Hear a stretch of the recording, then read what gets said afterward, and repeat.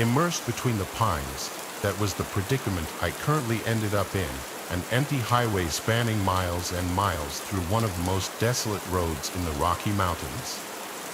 How long had it been since I was at Jim's diner, looking at the sky gray and foreboding, obvious that a storm was on the horizon. There was that smell in the air, sulfur, between the heat of the afternoon and the sudden chill. I could even feel the hairs on the back of my neck stand straight up. Trapped on this highway, with no exit for 40 miles, no car or truck for at least 2 hours, and my bike broken down. Wonderful, I muttered, exasperated. Could today get any worse? I had run out of gas. There were some farmlands a few miles back, lost to the oncoming darkness and surrounding sea of pines. The odd feeling, beyond the sense of being completely alone, was that of truly being alone. No chirp or buzz, even howling, that would animate these mountains, beyond the roar of tires and horns, like life itself had found residence elsewhere, leaving me in this impersonation of the world I once was in. Climbing up the hill, feeling the first drops of rain hitting my leather jacket, I felt the first tinge of fear. Until the end of the hill, I saw an exit, plain as day. The name of the town was Padua, the other name was scribbled out. Padua, I thought. Beggars can't be choosers. The walk didn't take as long as I expected it would. The cut into the pines led to a town trapped in another time. Not a ghost town from the last century with broken down ranches and general stores, but a town that looked like a postcard from the 50s. That retro look was long associated with the big bop monster movies and drive-in theaters. There was only one problem with the site. Not a single soul, nor a single car, was moving throughout the town. Instead, there was only the same silence I had heard throughout the mountain highway. There wasn't much more to think about. I resolved to explore the town as it started to come more into view with each step and push. There was a gas station not too far away, a diner down the block, and, from the looks of it, a hotel in the center between the two. I should name this town Lucky Break. Hello, I called out, standing at the gas station, my bike parked at a stall. No dust, the pumps were on but locked. Walking into the store, which was open, the lights flickered almost as a response. Anyone here? The store was completely packed full of food and drinks, just no worker. Maybe he's on break, I muttered to myself, trying not to dissect the logic any further. I grabbed a protein bar and a bottle of water. It was still cold and fresh to the touch. There was a feeling that I was being watched. Maybe it was just the eerie feeling of being alone. As the doors shut behind me, I could have sworn I saw a shadow sitting at the register. When I did a double take, I found the store completely empty. Drinking the water and chewing on the bar, it had been hours since I had eaten or drunk anything. I released the trigger to let the gas pump start. There wasn't any other way I knew how to get it to work, no credit card slot, no manual pump on the outside. Must be an older job.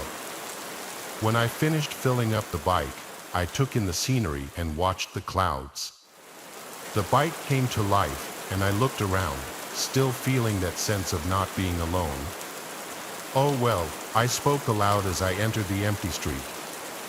I decided that, while it was only slightly drizzling, I might as well explore the town. Spanning only a few blocks, lights were on in most buildings. However, there wasn't a sign of a single human, animal, or even insect. Like a model or a set of a movie left alone, tomorrow they'd come back and start again. There were a few buildings I tried. I needed a bathroom anyway. A few cloth shops, nothing that I needed or wanted. Being on a bike limits what can be carried. Then there was a library, stacked with books. There was a theme I noticed, not thanks to the books, but the periodicals. Nothing past the date of 1958. That didn't make sense. The last article read about the local football team going off to take the championship on October 21st. What happened October 22nd? There was too much to think about. The only thing that mattered was finding shelter and maybe getting a proper dinner. In all this commotion, I realized leaving the library that I still hadn't charged my phone. What was I thinking? Finding the diner I had passed before, the setup was one of those tube-like buildings that used to populate the country, slowly disappearing one by one to make way for franchises. Hello, I left my bike in the parking lot. The rain started to pick up, nothing hard yet, but it was coming soon. Again, I began to wonder why I would even ask. At this point, I'm just going to let myself in. I found a place for my phone to charge. The outlet looked a little weird, but it fit. When the screen came on, I could have guessed as much, no signal. Looking around the empty diner with its colorful booths, counter cakes in the displays, the grill in the back, even a jukebox and cigarette dispenser, I walked up, placing a few loose quarters in both. I found myself putting "Jingle, Jingle, Jingle" on the jukebox, a cigarette hanging out of my mouth. I checked the back room, the grills all worked and even the ovens. Playing with the switches, I found myself even dancing to antiquated songs, singing with a sparse knowledge of the lyrics. There was a fridge full of vegetables, red meat, even a steak. Putting the steak on, I heard "The End of the World" by Skeeter Davis starting to play. The eerie song almost put the sound of complete silence in perspective.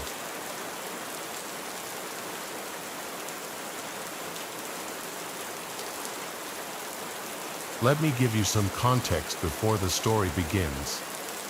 When I was 18 years old, I lived a pretty normal life.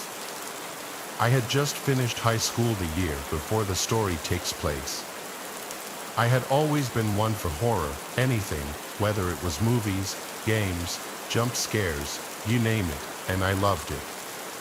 I never seemed to be afraid of anything, and I loved that it allowed me to go and do things that made me appear tougher to girls who I was interested in at the time or who were interested in me. I thought of it almost like a superpower. My friend had always talked about this REM-induced real-life nightmare called sleep paralysis. I, however, had never experienced such a thing. My friend Ellie suffered from extreme lucid dreaming. She explained to me several times about how certain stimulators or outside factors could play into her dreams and mold them into what could potentially be a heavenly experience full of fun and wonder, or could just as easily turn into a bone-chilling nightmare straight out of hell. Being the light sleeper I am, I saw no chance of it occurring, so I kind of just let it go right over my head. One night, Ellie texted me and asked me to come over as she had just suffered another so-called evil experience due to her sleep condition.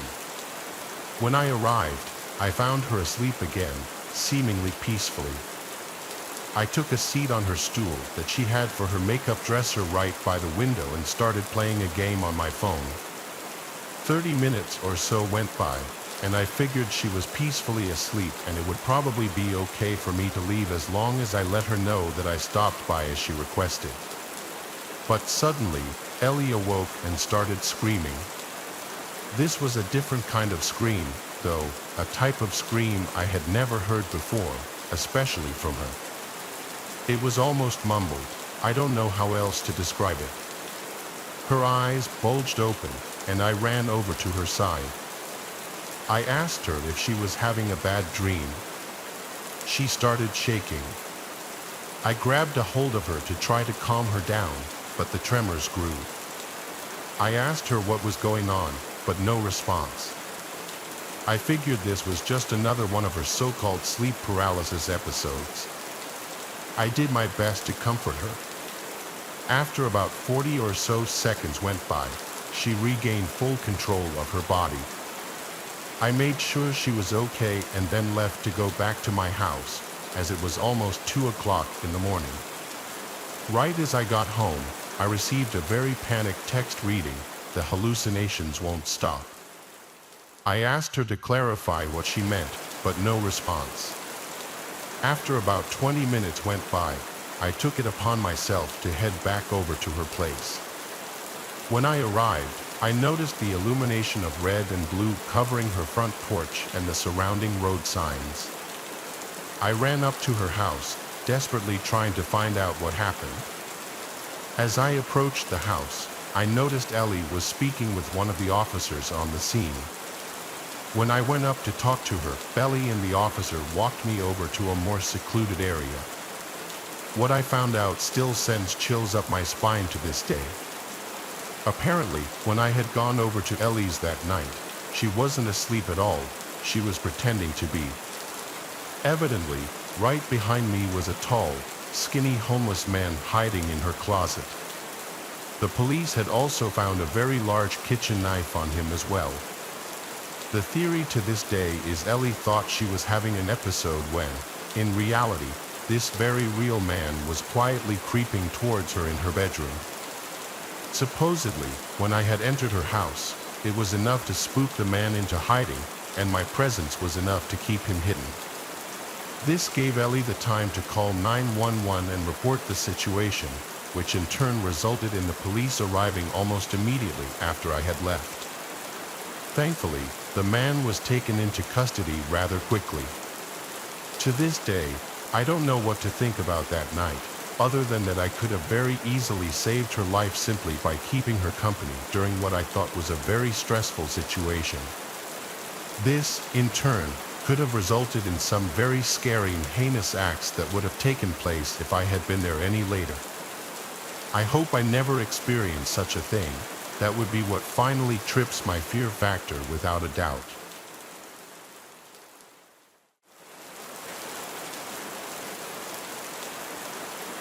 There's a nice quiet scenic creek not far from my house. I like to drive my kayak up to it every once in a while on the weekends in the summer. This one particular weekend was one of those weekends. The weather was perfect, sunny and 70s. I'd kayaked down this creek a bunch of times and never had I seen anyone else kayaking it. That's part of the reason I like it, because I'm a very reserved person and I like to do things myself, preferably with privacy. So, I set out on the kayak not far from where I parked my car, which is in a gravelly dirt parking area right off the road. There was one other car that pulled in a few minutes after I did, which was unusual. I'd never seen any other cars except my own here. 20 minutes into my kayaking, someone came out from the woods ahead of me, coming up on the left, and approached the edge of the water. He stopped and waved at me and smiled. He put his hands on his hips and greeted me. It seemed he had an expectation for me to stop and chat. I instantly knew I didn't like his smile, but my mother raised me to be polite to everybody, so I stopped paddling and smiled and greeted him back. There was an awkward pause where he was just nodding his head with his closed-lipped smile, and I had to break the silence by saying, "It's a beautiful day out." He nodded his head and said, "Yup," then asked where I'm from. I made something up and said, "From up north, just visiting." He clearly lacked the ability to hold any sort of conversation, and that's coming from me. I'm not the most social person myself. So, I wanted to just move along. I told him to have a great rest of his day and continued onward down the river. Never in a million years was I expecting what happened next to happen. I turned when I heard a snap of a stick or something from not far behind me. There, in the not-so-far distance, was the guy hiding behind a couple of trees, seemingly following me. I was disturbed and uncomfortable, like he was clearly trying to not be seen. I was scared to call him out in fear of how he might respond, so I pretended not to notice him and continued to kayak down. I would continue to side glance every so often to see if he was still following me, and he was. I had never wanted to see someone else in the water so much in my life. I took out my phone to try to call my dad or my brother for help, but of course, I had no cell reception out there. Still, instead of being followed and probably attacked, I decided to stop in my place, turn around, and threaten to call the police if he didn't stop following me. The man just stood in place behind another big tree, though he was clear as day there. I then decided to fake call the cops. I raised my phone in the air at the man and said, "I see you there, I'm calling them now." I then proceeded to fake a phone call, pretending like I'm talking to the police. The man started to walk away deeper into the woods. It seemed to have worked. I turned around immediately and started kayaking back up the way I came as fast as I possibly could. I would constantly look over my shoulders until I got back to where I launched the kayak. I made it safely. I checked my whole surroundings before stepping out of the water and carrying my kayak back to my car. The other car in the little parking area was still there, but I made a disturbing discovery that may have saved my life. Up until this point, everything that happened could have maybe been explained away. However, I noticed broken glass near the back of my car, and the back passenger's side window wasn't there anymore. It had been shattered. I didn't step 1 foot closer to my car. I stayed hidden in the woods and checked if I had bars now that I was closer to the road. I did, and I called 911 successfully. I reported the whole incident and the broken window, and I stated I was scared I was still being followed. Waiting for the police to arrive felt like the longest, most tense moment of my life. It dragged on far too long, but when they pulled into the dirt area, I finally came out from the woods and waved at them. I pointed to the car, and 2 police officers came out and approached the car, where they found him, the man from the woods, waiting in the back seat of my car, hiding and waiting for me to enter my car to grab me. It was beyond satisfying to see him arrested. He definitely wasn't smiling anymore. I looked at him as it almost seemed like he was avoiding looking at me as he was taken to the police car. I'm happy the man was so stupid that he thought I wouldn't notice shattered glass all over the side of my car.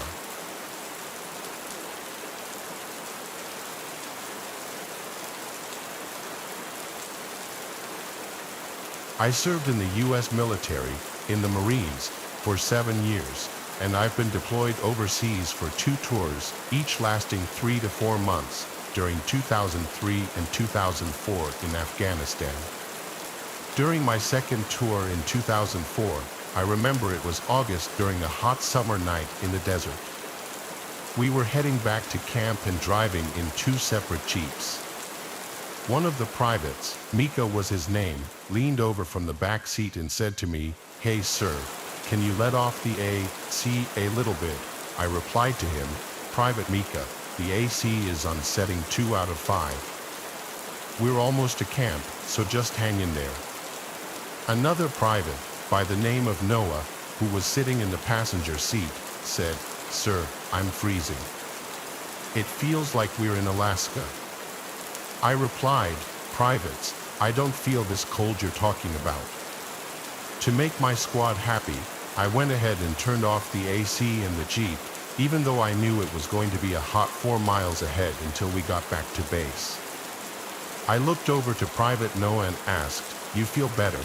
But I was cut off from completing my sentence when Orion said over the walkie-talkie, "Sarge, confirmed visual of an enemy sniper in the church tower window." I immediately replied, "How sure are you? This place was secured 4 months ago." I grabbed a pair of binoculars and looked into the church tower, and suddenly my stomach began to turn when I saw that the lookout was not lying. I quickly ordered both jeeps to turn behind the building so that the sniper could not see the squad inside his scope. I yelled to Orion from my walkie, "I need you to take a shot, keep it silenced. If there's one in the tower, who knows how many else there are."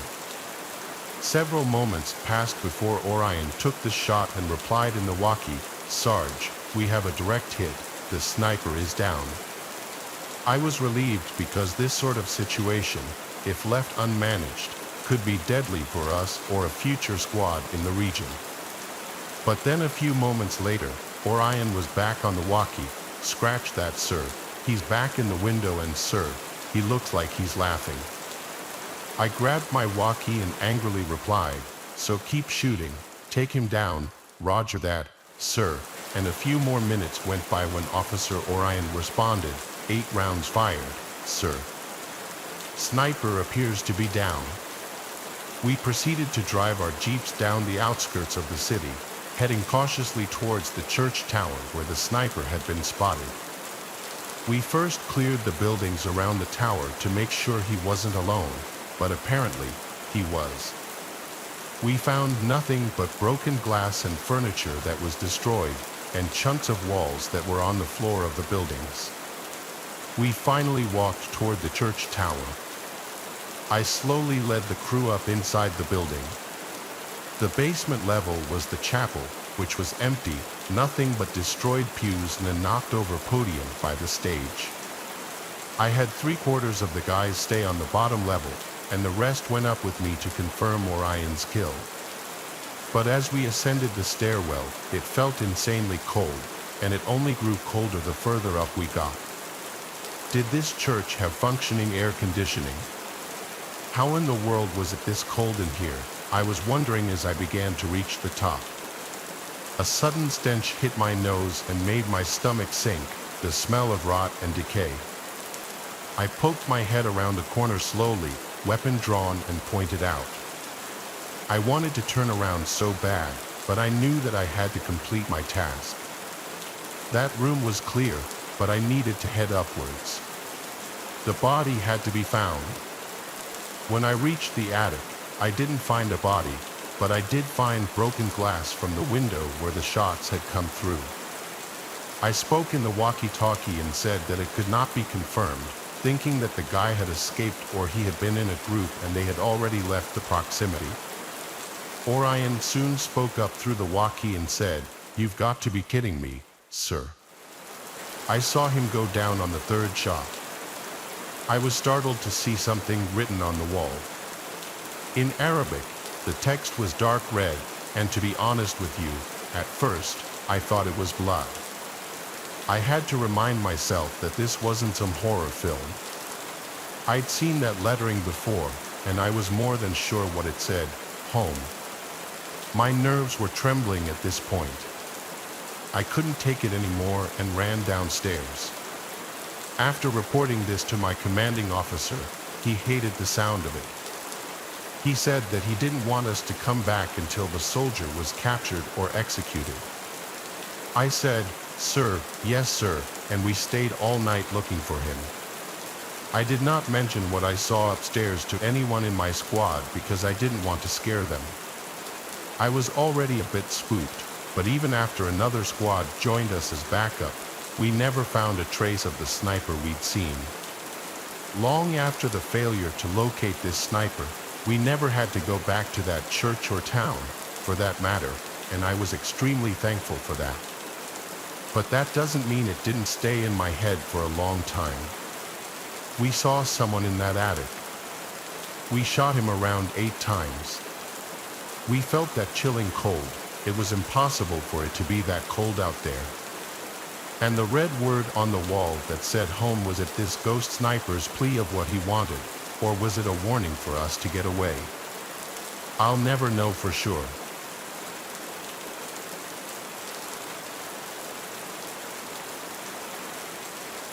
Back when I got my first adult job after college, I moved into a smaller house with a roommate. The roommate was a girl that I went to high school with, and her and I were in the same grade.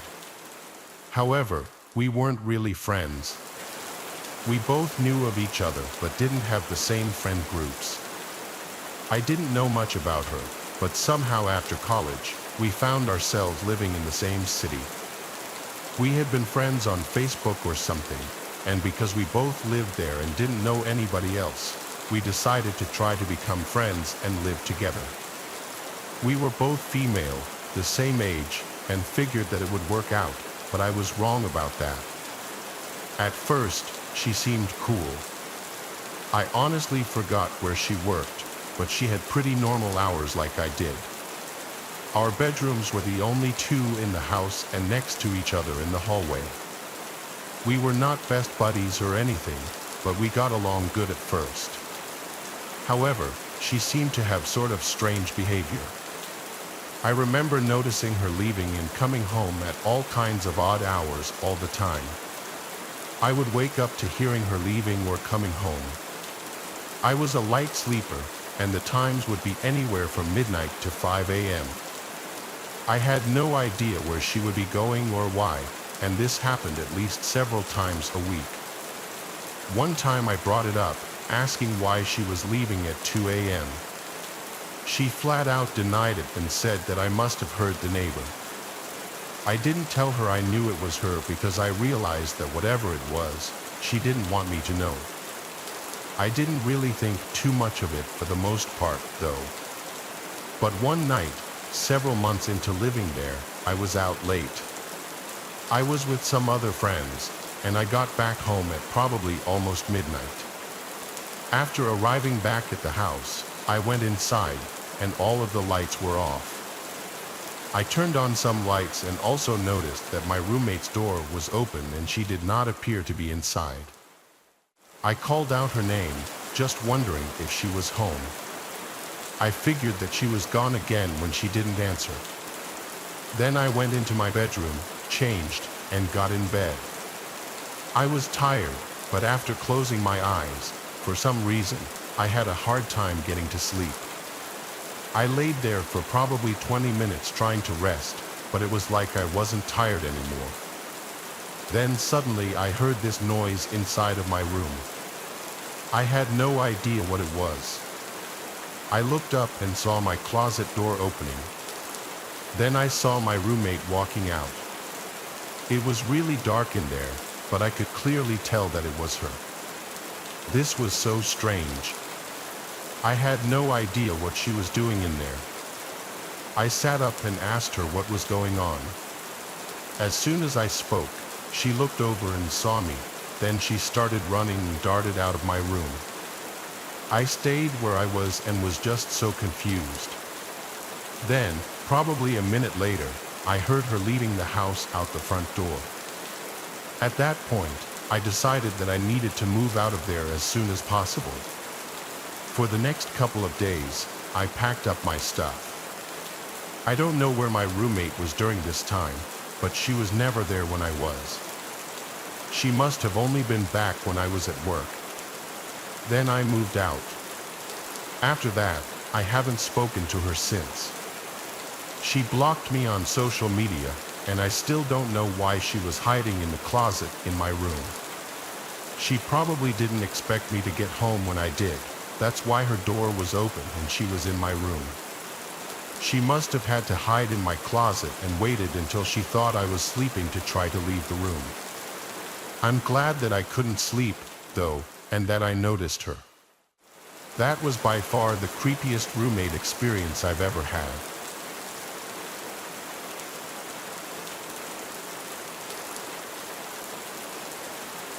I was still in college when this happened. I went to a big party school in upstate New York. I wasn't in a sorority, but I attended a lot of the frat parties still. I had a heavy drinking phase in college, unfortunately, but I guess it's good that I got it out of my system. There was an upcoming frat party that my friends Verity and Ellie wanted to go to. I was not one to ever say no to a party unless I was already deathly hungover, and even then, I'd sometimes be known to still go out. I was living in a house off campus with 3 other girls. We were not a sorority house or team house or anything like that, just 4 friends renting a house together. I believe it was an Adam Sandler party that we were going to. The house was about 20 minutes away from campus. We pre-gamed pretty heavily at our house and then called an Uber, which we all split.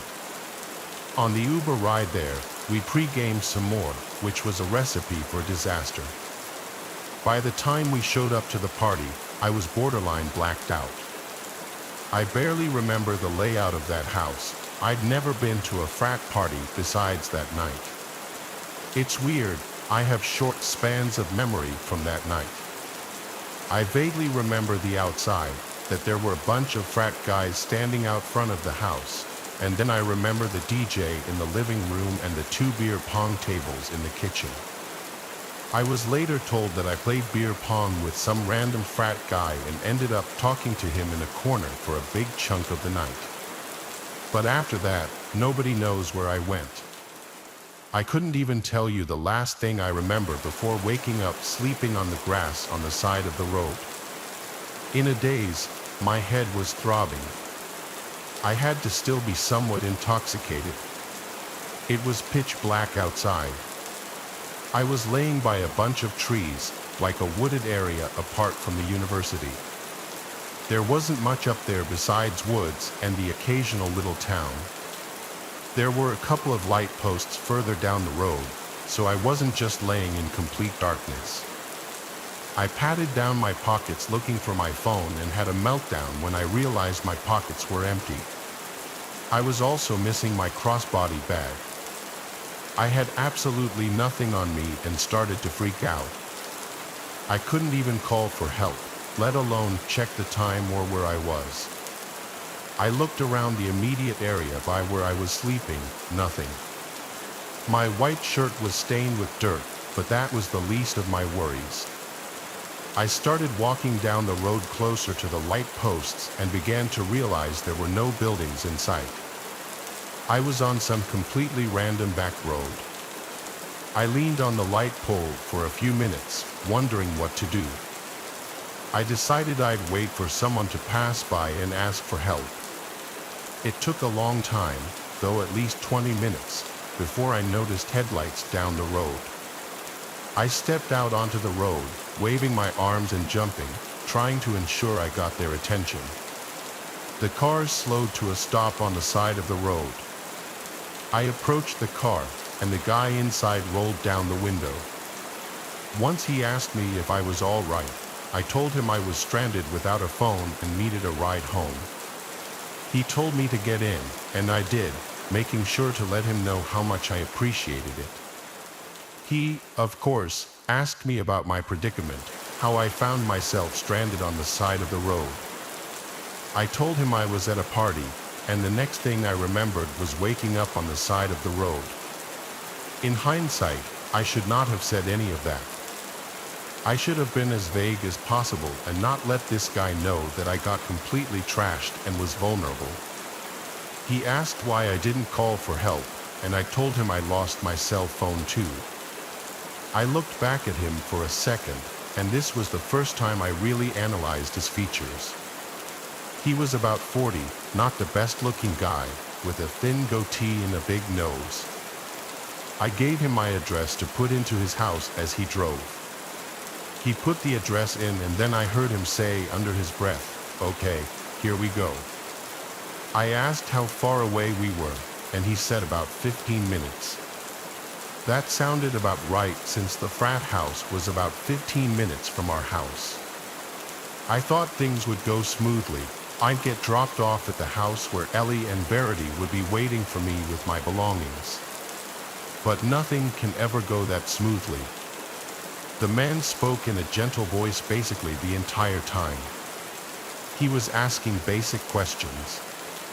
At first, his soft voice was almost, in a weird way, off-putting, like why was he talking in an almost whisper in the car? We drove on and on for what seemed like over 15 minutes on the same road.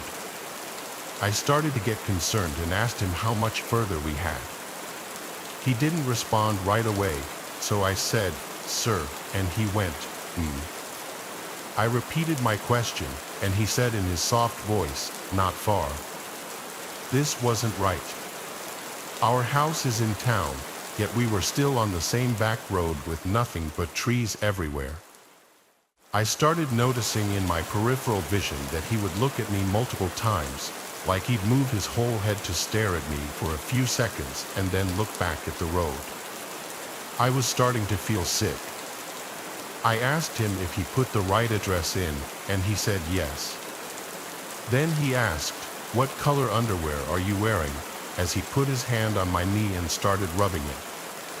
I moved it away and told him in a desperate voice to please not hurt me. I just wanted to get home safe. He said, "Why would I hurt you?" After saying this, he pulled onto the grass on the side of the road and put the car in park. He was about to lean over towards me and do something, like put his arms around me, but I didn't let him. I opened the door and ran into the woods. Luckily, I was wearing my Air Forces, so I didn't have a hard time running in the woods. I ran only just enough to be out of sight from the car. When I could no longer see its headlights, I heard the man for the first time raising his voice. He yelled into the woods, "Where you at?" "I just want to." I put my hands over my mouth, not only to muffle my breathing, but because of pure fear. I waited and waited until I heard a car door slam shut and the sound of a car speeding off. I waited a few more moments before walking back to the road, confirming he was gone. I felt truly helpless.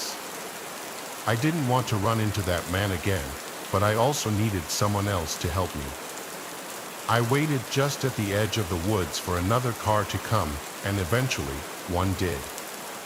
I saw the headlights approaching from afar, but I waited until I was sure it was a different car before jumping out and waving my arms and yelling. The car came to a stop. It was another man, a little older. I sat in the back seat. This time, I was so shaken up that I hardly spoke apart from answering whatever questions about my predicament he asked. Thankfully, this man dropped me off at the house. It was like 4 a.m. at this point. My friends were still awake waiting for me. They had my phone and my bag. They were contemplating calling the police if I didn't come back by morning. No one had any clue who I left with or how I ended up on the side of the road. The boy I was with claims he wasn't the one who left with me. In fact, there's no solid proof that I even left with anyone, but that leaves no explanation for how I ended up sleeping on the side of the road. I cut back heavily on the drinking after this night and never want to be in a situation again where I have to hitchhike.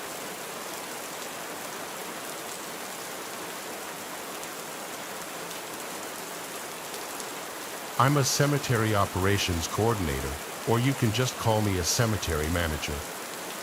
Part of my job is sitting down with guests and family members of the deceased to set up funerals, facilitate the sales of plots.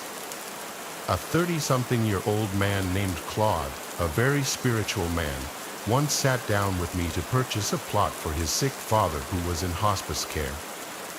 Claude was a Hispanic man with a very thick accent, and I saw in his eyes he was a very caring man. He showed me pictures of his father, who also looked like a very sweet man, much too young to be taken away from his family.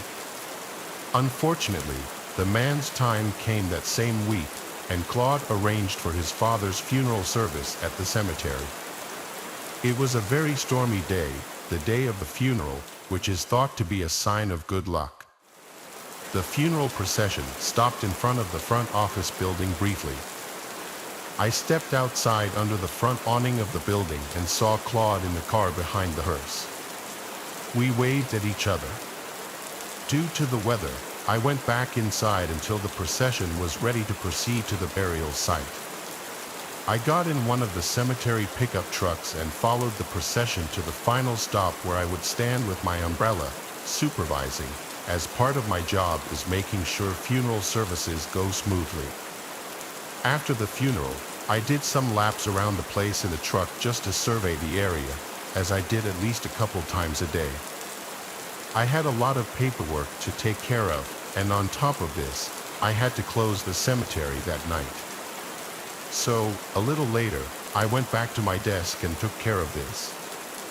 The cemetery closes at 5:30, so as soon as it started to get dark, I drove around the place one more time to ensure all visitors had left, then drove over to the front gate to shut it. It was a relatively warm early March. The days were still on the shorter side, so by closing time on a normal day, it would already be getting darker, but on this stormy day, it already felt like it was nighttime. I was driving back to my office when I thought I saw someone hurriedly walking down one of the lanes of tombstones before turning behind a hedge and disappearing out of sight.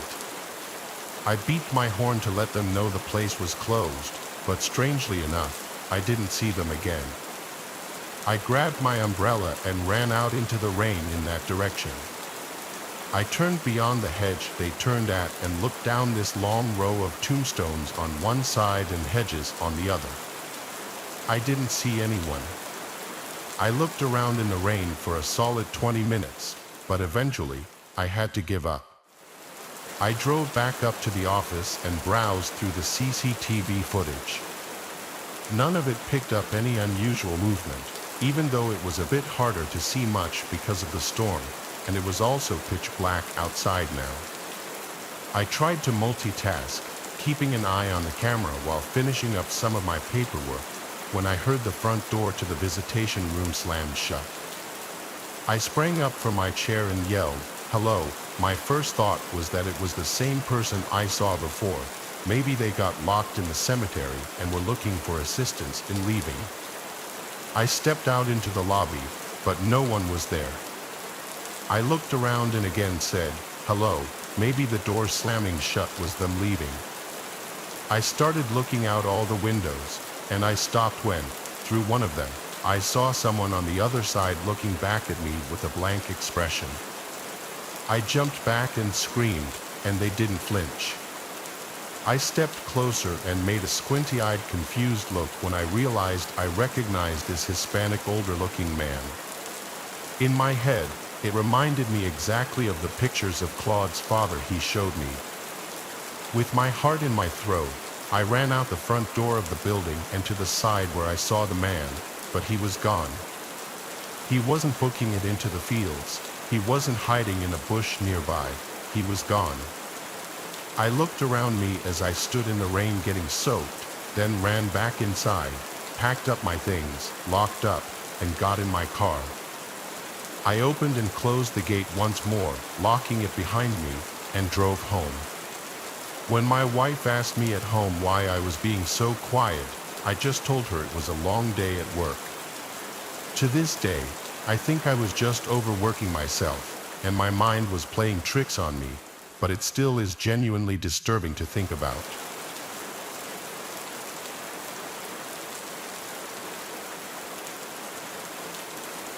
When I was 18, my friend Dash, who was a big goofball, came over to chill in our basement as he often would during the summer. I remember he had a Coke bottle in his hand, and I was eating Wendy's when he said we should check out that creepy little cemetery across town. It was the most random idea ever, and I even told him that. Still, we had no school the next day, and I knew exactly which cemetery he was talking about. I don't know if one should even call it a regular cemetery. It's just a small plot of land with maybe 100 tombstones at most. The tombstones were very archaic looking, and any time we'd pass, there would be no signs of anyone having come to visit within the last decade. The site probably dated back centuries and had this super creepy vibe to it because it was closed off by a Gothic metal fence and surrounded by woods on two sides, the road on one, and some old abandoned building on the other. Everything about it just gave scary vibes. It took a little persuading, but Dash managed to get me to want to check it out too. Ironically, it was a very cloudy, reddish kind of day, conveniently adding to the mood. Dash pulled up his Honda to the side of the road. I told him to pull up more so it wasn't obvious. This was a low-traffic road, so it would look kind of suspicious. He pulled up a few hundred feet down the road, and we got out and cut through the woods so that any potential passing traffic wouldn't see us entering the little cemetery. Hopping the fence in the woods was easy. It was maybe a 3 or 4 foot fence. Dash kind of took the lead on this since it was mainly his venture. He led us through the eerie little plot of land, and we looked at the archaic tombstones.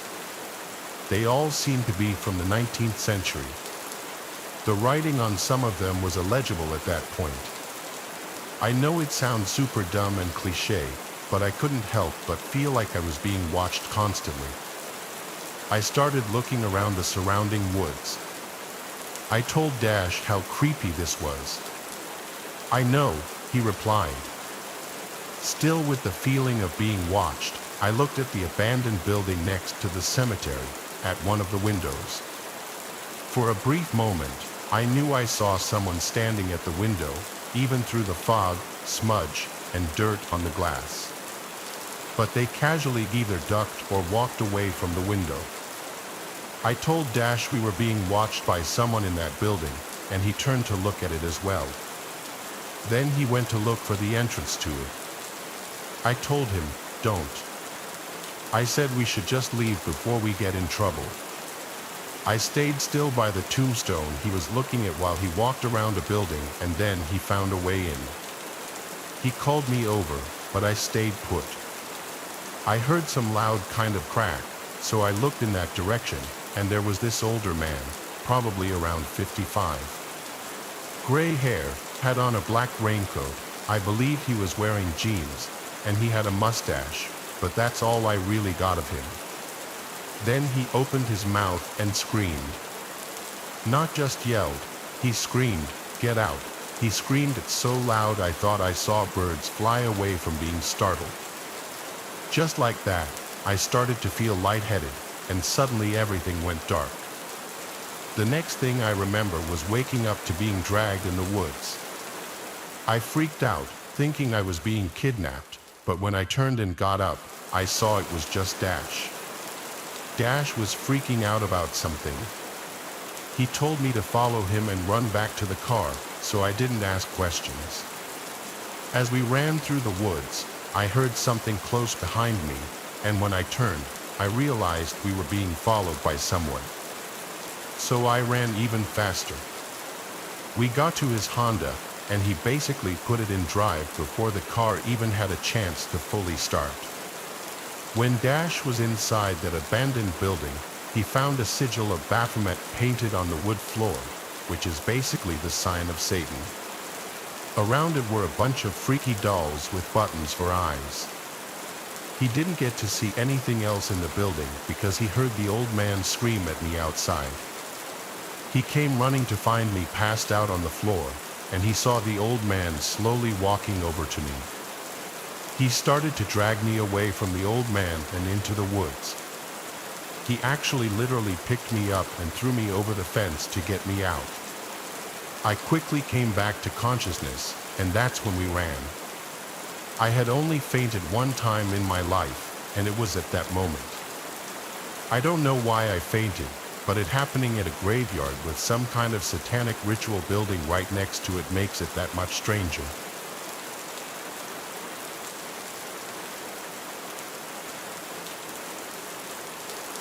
This happened years ago when I was 20.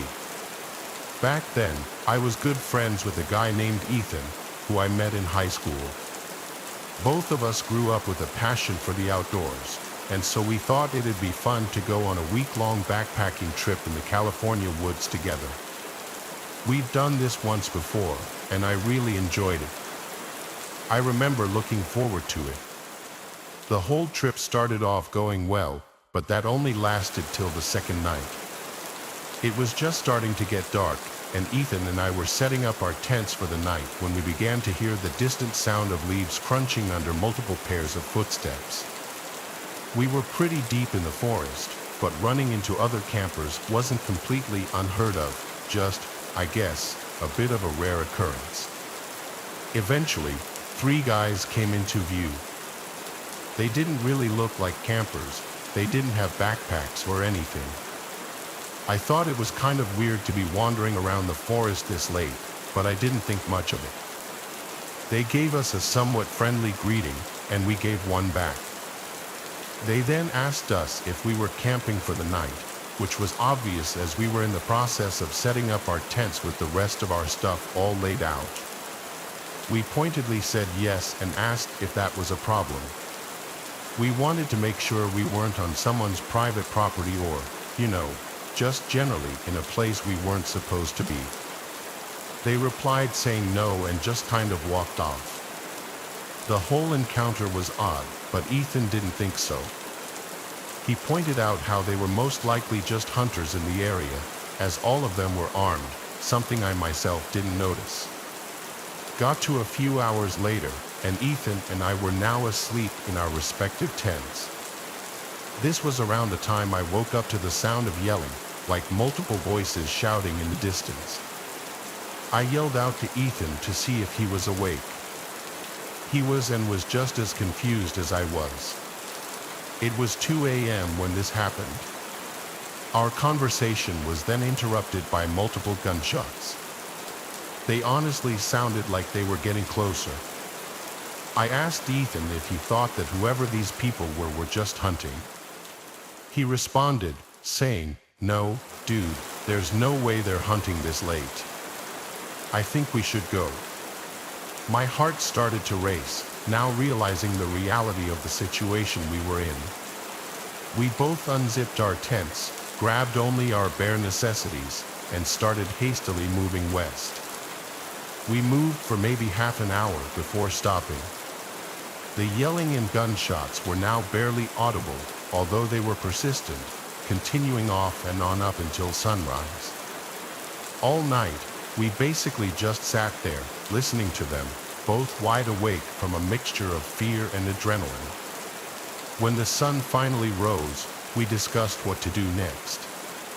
Ultimately, we decided we would wait until noon before heading back to our campsite. The plan was to then quickly pack up all of our stuff and make the trek back to our cars, cutting our trip 5 days short. Fast forward to noon, and we started cautiously heading back.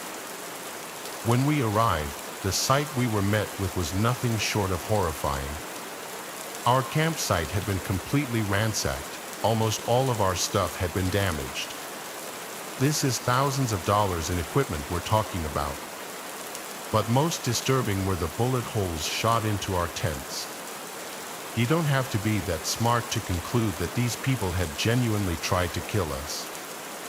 Further supporting this theory is the fact that nothing was actually stolen from our campsite, it was all just damaged. As far as who did this, we don't know. The only people we can really pin as suspects are the 3 people that walked up to us as we were building our tents. But this begs the question, why? Why would they do this? The whole experience has left us with more questions than answers. Nothing about it makes much sense, but I know I myself just feel lucky to be alive. In the end, we quickly salvaged all the equipment we could and made the trek back to our cars.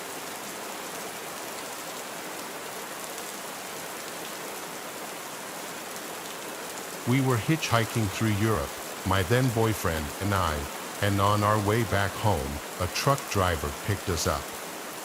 We had had a few weird encounters on our trip before, but we had been on the road for about a month, and nothing really scary happened until we met this guy. He was a young guy, about 25, quite regular, spoke English okay, and had been away from home for a long time. I was a bit younger, with my boyfriend being around his age.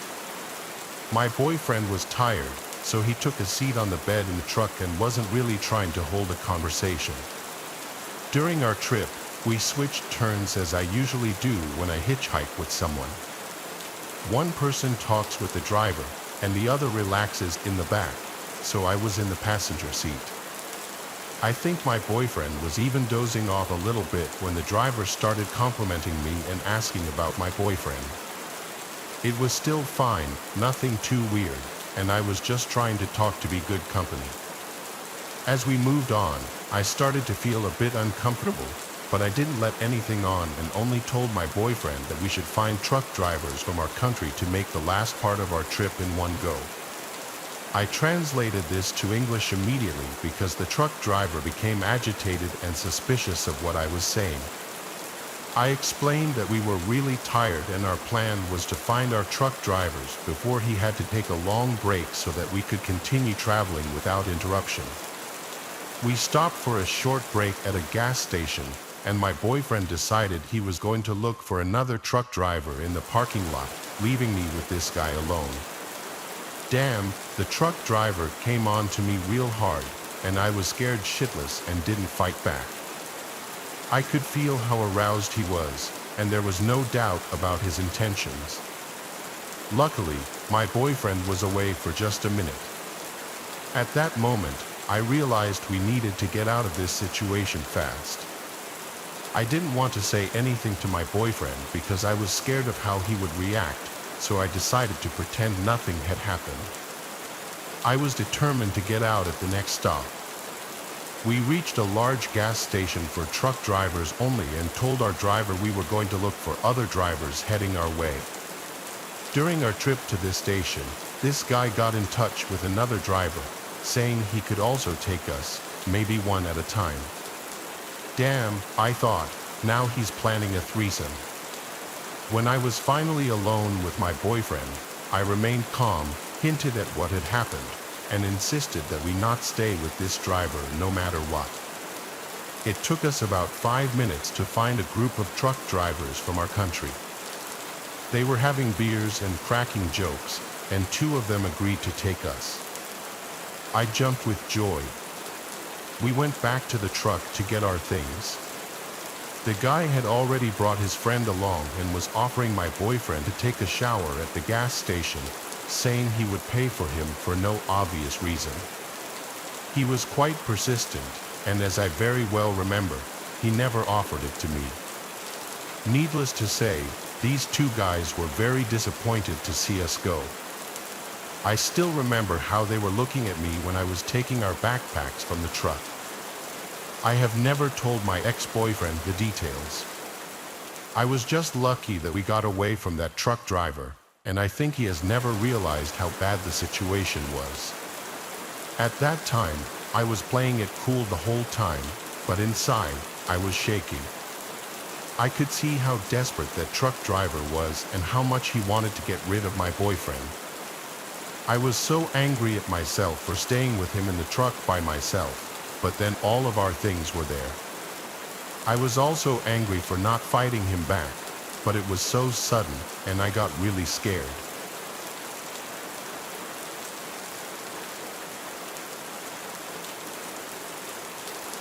My name is Arthur.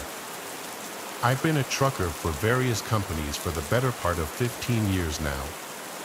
Things have become pretty routine at this point. Pick up the goods and materials, verify them for accuracy, and deliver them as instructed. We're not paid by the hour, so efficiency is the most important thing in this line of work. For someone like me who's been doing this forever, I like to think I can outwork all these young guns that are snapping these jobs up. This isn't always great, though. Usually, I push myself to the absolute limit when it comes to functioning on barely any sleep. 4 years ago, I was working for a warehouse based in North Dakota. For anyone who doesn't know, North Dakota is one of the flattest states, which makes trucking a little easier. This also meant that skipping out on a few hours of sleep could mean the difference between employment and getting the sack. It was a chilly Tuesday morning in May. The beginning of the week meant that more loads needed to be shipped, which meant more work for me. I wanted to knock it all out in one shot, so I traced my route into Montana accordingly, planning on not stopping even once to sleep. I hit the road a few hours after lunch, expecting to reach my destination very early the next morning. I pushed the semi as much as possible, doing maybe a couple over the speed limit. It was getting late, and I remember rubbing the crust from my eyelids as the clock ticked past midnight. I was having trouble keeping my eyes open, but I only had about an hour left in this drive, so I gritted my teeth and kept going. My buddy Tristan, who was also a trucker, introduced me to smelling salts when I first started out. If you don't know, smelling salts are basically some kind of crystals in a little bottle. One sniff and you're wide awake. You had to be careful, though. Too many back-to-back uses could be dangerous, or at least that's what Tristan told me. They burn your nose a little bit, but whenever I needed a boost, I'd reach for the smelling salts first.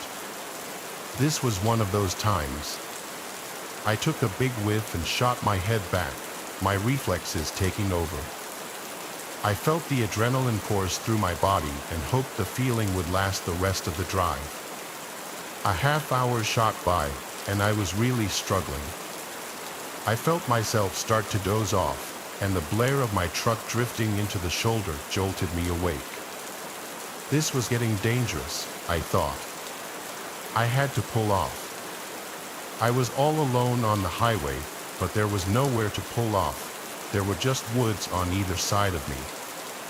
I slowed the truck down, searching desperately for somewhere to pull over. At this low speed, my headlights pierced through the darkness, and I was able to see a lot more. As I looked around, I saw something that confused me. There was a purple dress lying in the middle of the road. What the hell, I thought, rubbing my eyes. Was I hallucinating?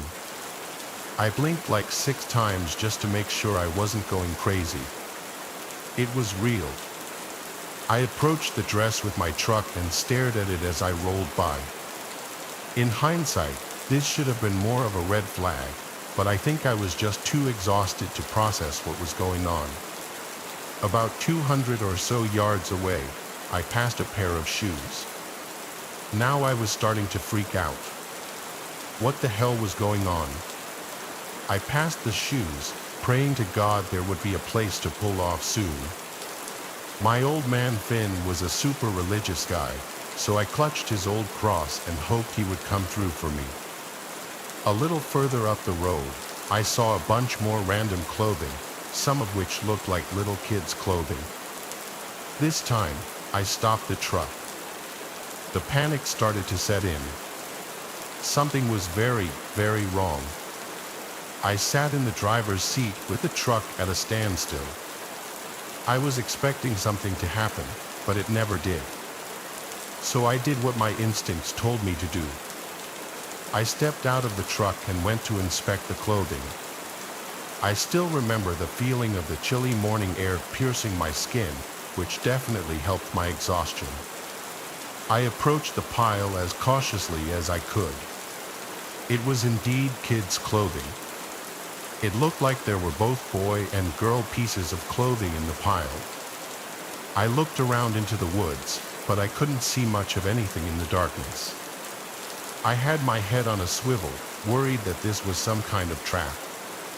I decided it was not my business to figure out what was going on, so I made my way back to my truck. Just then, I heard a crunch from the left. I whipped around, trying to see what was there.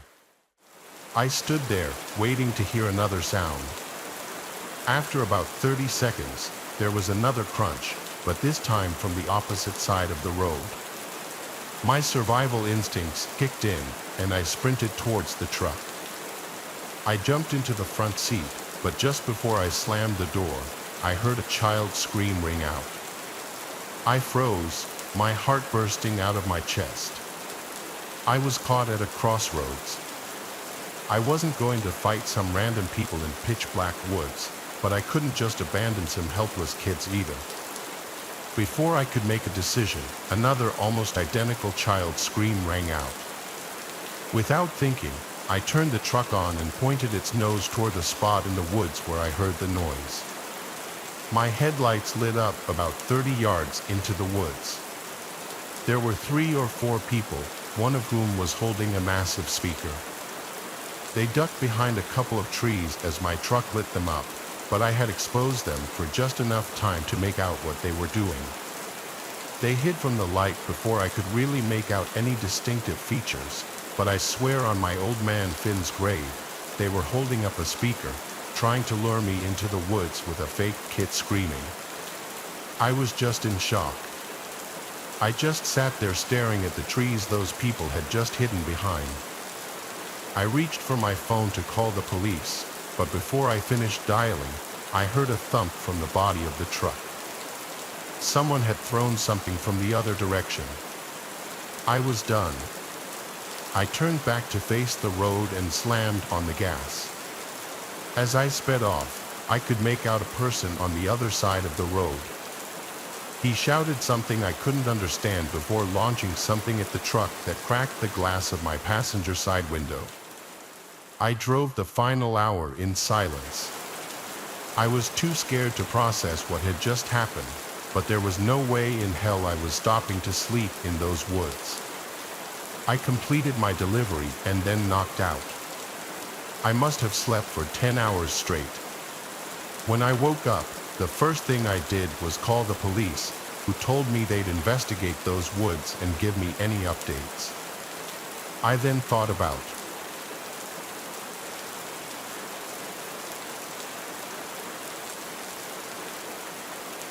around 8 years ago, I moved out of my mom's house into my first apartment in the city of Chicago. The place was a nice 3-bedroom apartment on the south side of the city in a friendly neighborhood by the University of Illinois. I lived with 2 roommates, Patrick and Kelsey. Kelsey was a good friend of mine, while Patrick was a good friend of Kelsey's who I had not met prior, although we ended up getting along just fine. One night, about a month after moving in, I met up with a few friends of mine for drinks at a bar more in the center of the city, around 15 minutes from my place. It was a good time, and I ended up getting slightly drunk before getting into a cab at 1 a.m. and heading home.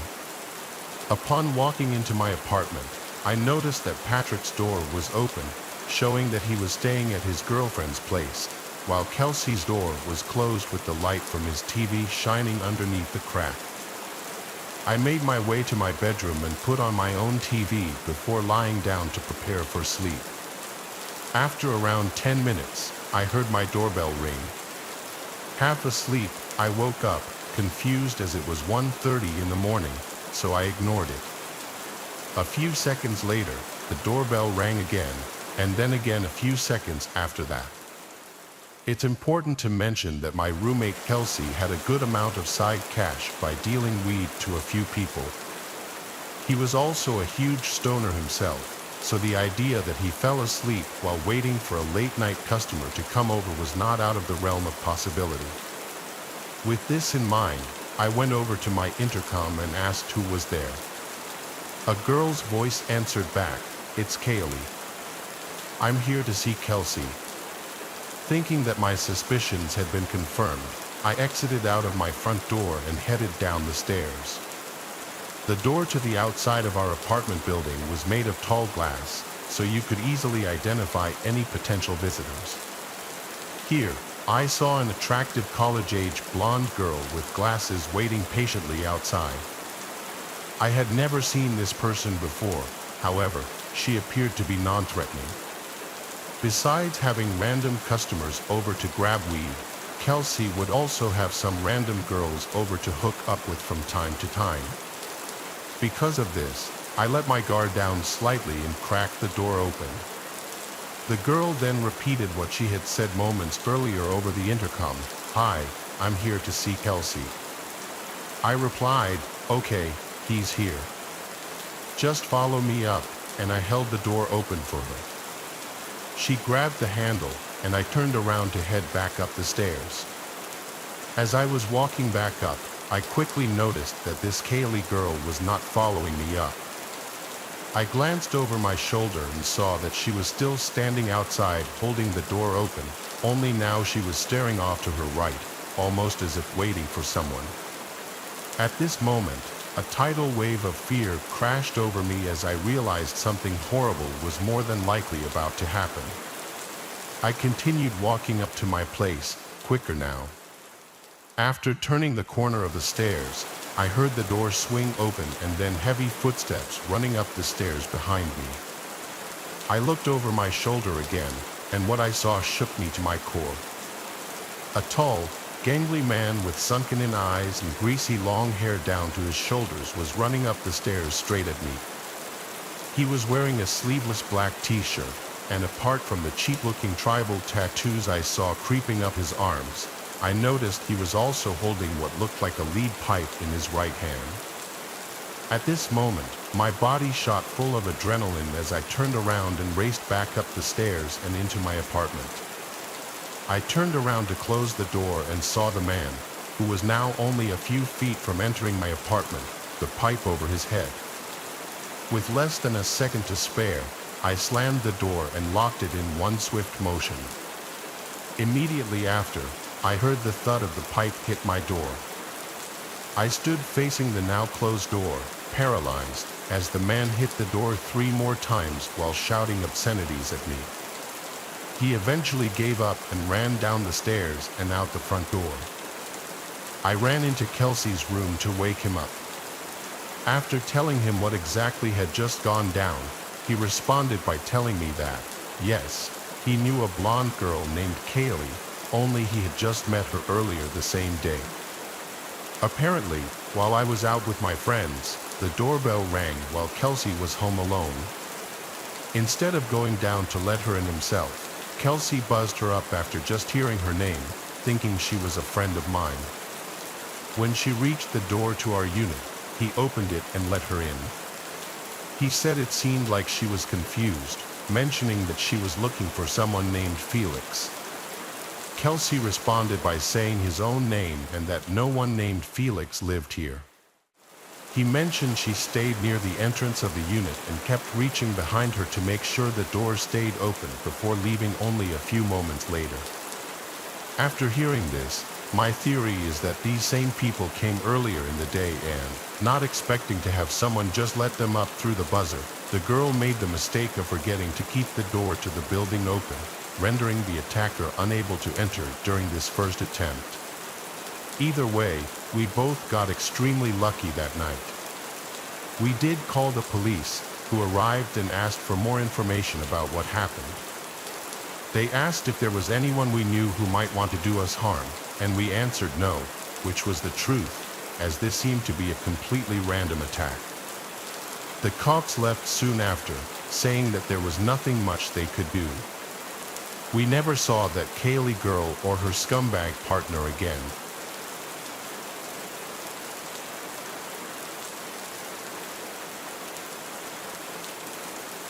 When things hit the fan with my parents, I had to move out. I was down on my luck living situation-wise and could only crash on the couches of my friends for so long. I was looking on all the roommate and apartment apps and websites, and I found something that caught my eye on this app. A man named Owen had listed a room for rent in his 3-bedroom, 1-story house. The rent price was $1,300 a month. He'd basically be my landlord and roommate, as he would also be living in the house. He made sure to note on the ad that he'd be out of the house most of the time and that the renter would have the place to themselves often. He did put in all capital letters a few ground rules though, including no parties, no large gatherings, no drinking in the living room, and no use of the basement. They seemed like pretty standard rules. I went to view the house in person and meet Owen. The second he opened the door, I got a bit of a read on him that he was a little reclusive. His demeanor was quiet and a little awkward. He showed me the house, and I could tell he was nervous because his voice would shake and he would stutter. The bedroom was a good size and the actual floor plan of the house was good. It was an open layout, meaning the kitchen, living room, and dining room were all one big open space. For $1,300 a month in my area, it was a steal. He laid out some more ground rules in person and he emphasized again how I can't go in the attic or the basement as he used them for storage only. Sounded fair enough. On the spot, I told him I was interested. We shook hands, I left, and 2 days later I was moving in. We didn't draft any sort of lease or contract. I was just going to be paying him off the books month to month, the first day of every month. I had settled in pretty quickly. The bedroom I was renting was already furnished with a bed and basic furniture, so all I did really was hang some of my wall decor and fill the dresser and closet with clothes. The bedroom had a lock on it, thankfully, and he gave me the key to it so I could lock it when he wasn't home, which seemed like a nice gesture at first. Owen never told me what he did for work. He just told me he usually wouldn't be home, but I quickly learned that wasn't true. Anytime I'd come home from work, his car was always in the driveway. Quickly, I started to pick up on loud sounds outside of my bedroom at night, from footsteps to doors opening and closing constantly. One night, I went out in the middle of the night just to go to the bathroom, and I noticed the basement door was opened. I walked over to the top of the stairs and looked down. There was a dim light from down there, seemingly from a far corner out of view. I heard banging sounds coming from down there.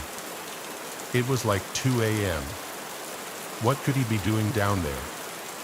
Then the banging stopped and Owen appeared at the bottom of the stairs and looked up at me. It was so creepy that describing it in words doesn't do it justice. He looked visibly annoyed as he looked up at me. I apologized and said I was just going to the bathroom. He almost angrily responded, "Shut the basement door." I listened to him, insanely weirded out. I went to the bathroom and then back to bed. I laid awake for a while after that, now with my mind racing, wondering what he was doing. About a week later, I returned home and noticed my bedroom door was unlocked. I always locked it before leaving every day. I looked around my room to see if anything was missing, and while nothing seemed to be missing, I noticed some things had been moved.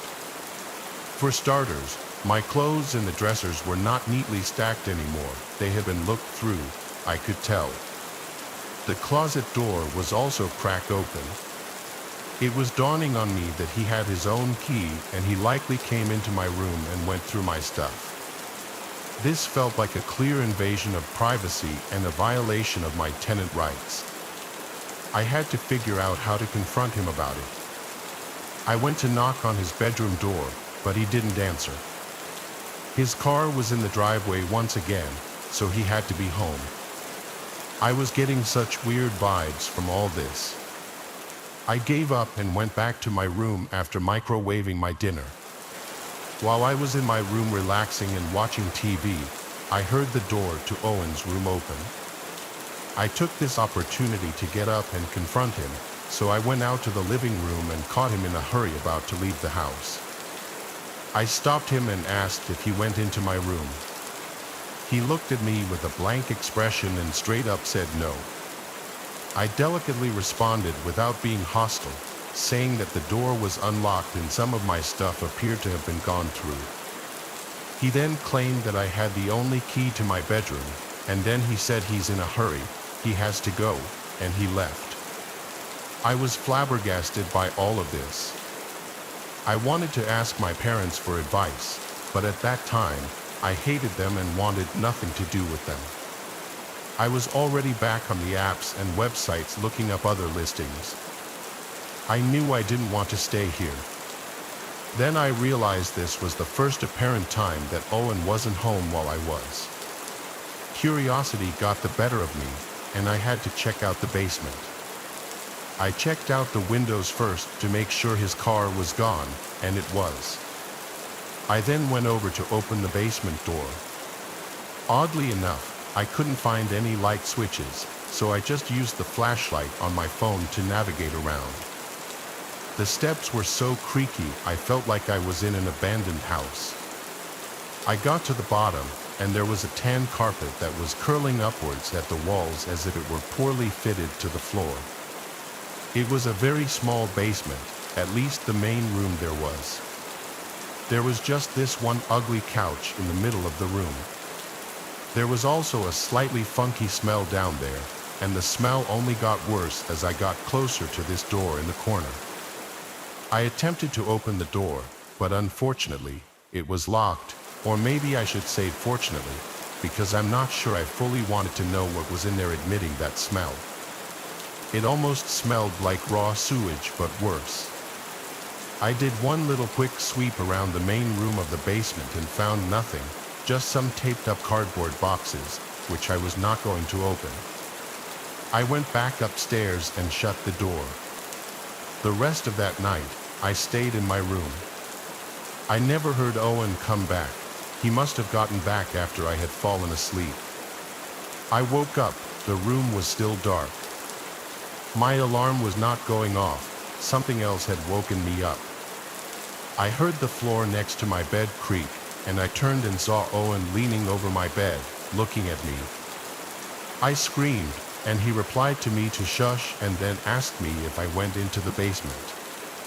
I screamed no. How did you get in here? I locked the door. He then asked me, are you sure? I flipped the cards on him and yelled, did you come into this room when I wasn't home? He replied no, then turned around and walked toward the door. I asked, how did you get in here then? I saw him hold up his hand in the dark. He wasn't holding anything at the time. I didn't know what it meant. He said to me before leaving the room, I think you should find other living arrangements, and then he closed the door. I started packing right then and there. I wasn't staying another minute in that house. I knocked on his door and yelled at him to give me half of the rent money back since I'd only been there like 2 weeks. Moments later, he opened the door, and just his arm stuck out from the door holding a small stack of $100 bills. He managed to make even handing me the money insanely creepy. I grabbed it. It was only $400. Whatever, it was close enough. I just wanted to get out of there. I was fully packed and out of there within an hour. I slept in my car that night. I ended up back at my parents' house the next day, and after explaining the ludicrous events I just went through, something changed where they were more welcoming to have me back. I still moved out a month later, but my parents and I are fine now. If you're choosing to have a random roommate from online, just be careful and use your best judgment after meeting them.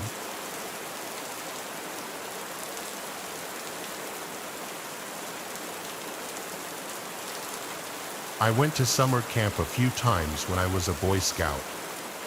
It was usually pretty fun, especially the parts of the day we got to spend doing whatever we wanted. Nobody was actually invested in earning numeric badges unless it was for something cool, like wakeboarding. All we really cared about was messing around in the woods and swimming in the springs to beat the heat. It was a nice time just to be away from home and our parents for a week. The only thing a Boy Scout was missing was a girl to gallivant with. In the beginning, I thought I would go to summer camp every year if I could. However, things took a turn when I was 13 years old. After this trip, I left my troop and never went camping again. It was on the 4th day of summer camp, right in the middle of everything as far as responsibilities were concerned. It was a light day for me and my friends, 4 of us in all. We ran around the main common area of the campgrounds, used our allowances to buy ourselves each a souvenir knife at the general store, drank some yoo-hoos, and threw some tomahawks with the weapons guy between his classes. Eventually, 2 of us decided that we were getting tired and sweaty and just wanted to sit around in our tents until dinner time. But my closer friend Enoch and I wanted to keep it going. There was a network of trails that snaked all around the various campsites. We'd already taken the trail to the springs, so Enoch and I wanted to do a little more exploration. There were just the 2 of us, so we both had canteens full of water and snacks in our pockets, along with knives and cordage, a map, a compass, and I had a small first aid kit. We thought we were prepared for whatever we would run into out there. We didn't plan on going far either since we had to be back in a little under 3 hours for dinner. We set out from our troop's campsite with plenty of daylight left and made our way into a mosquito-infested area of woods. The canopy shaded us pretty well, and the air was humid and stifling. We wanted to see what it was like out there, but all we discovered was that the trees were a bit taller.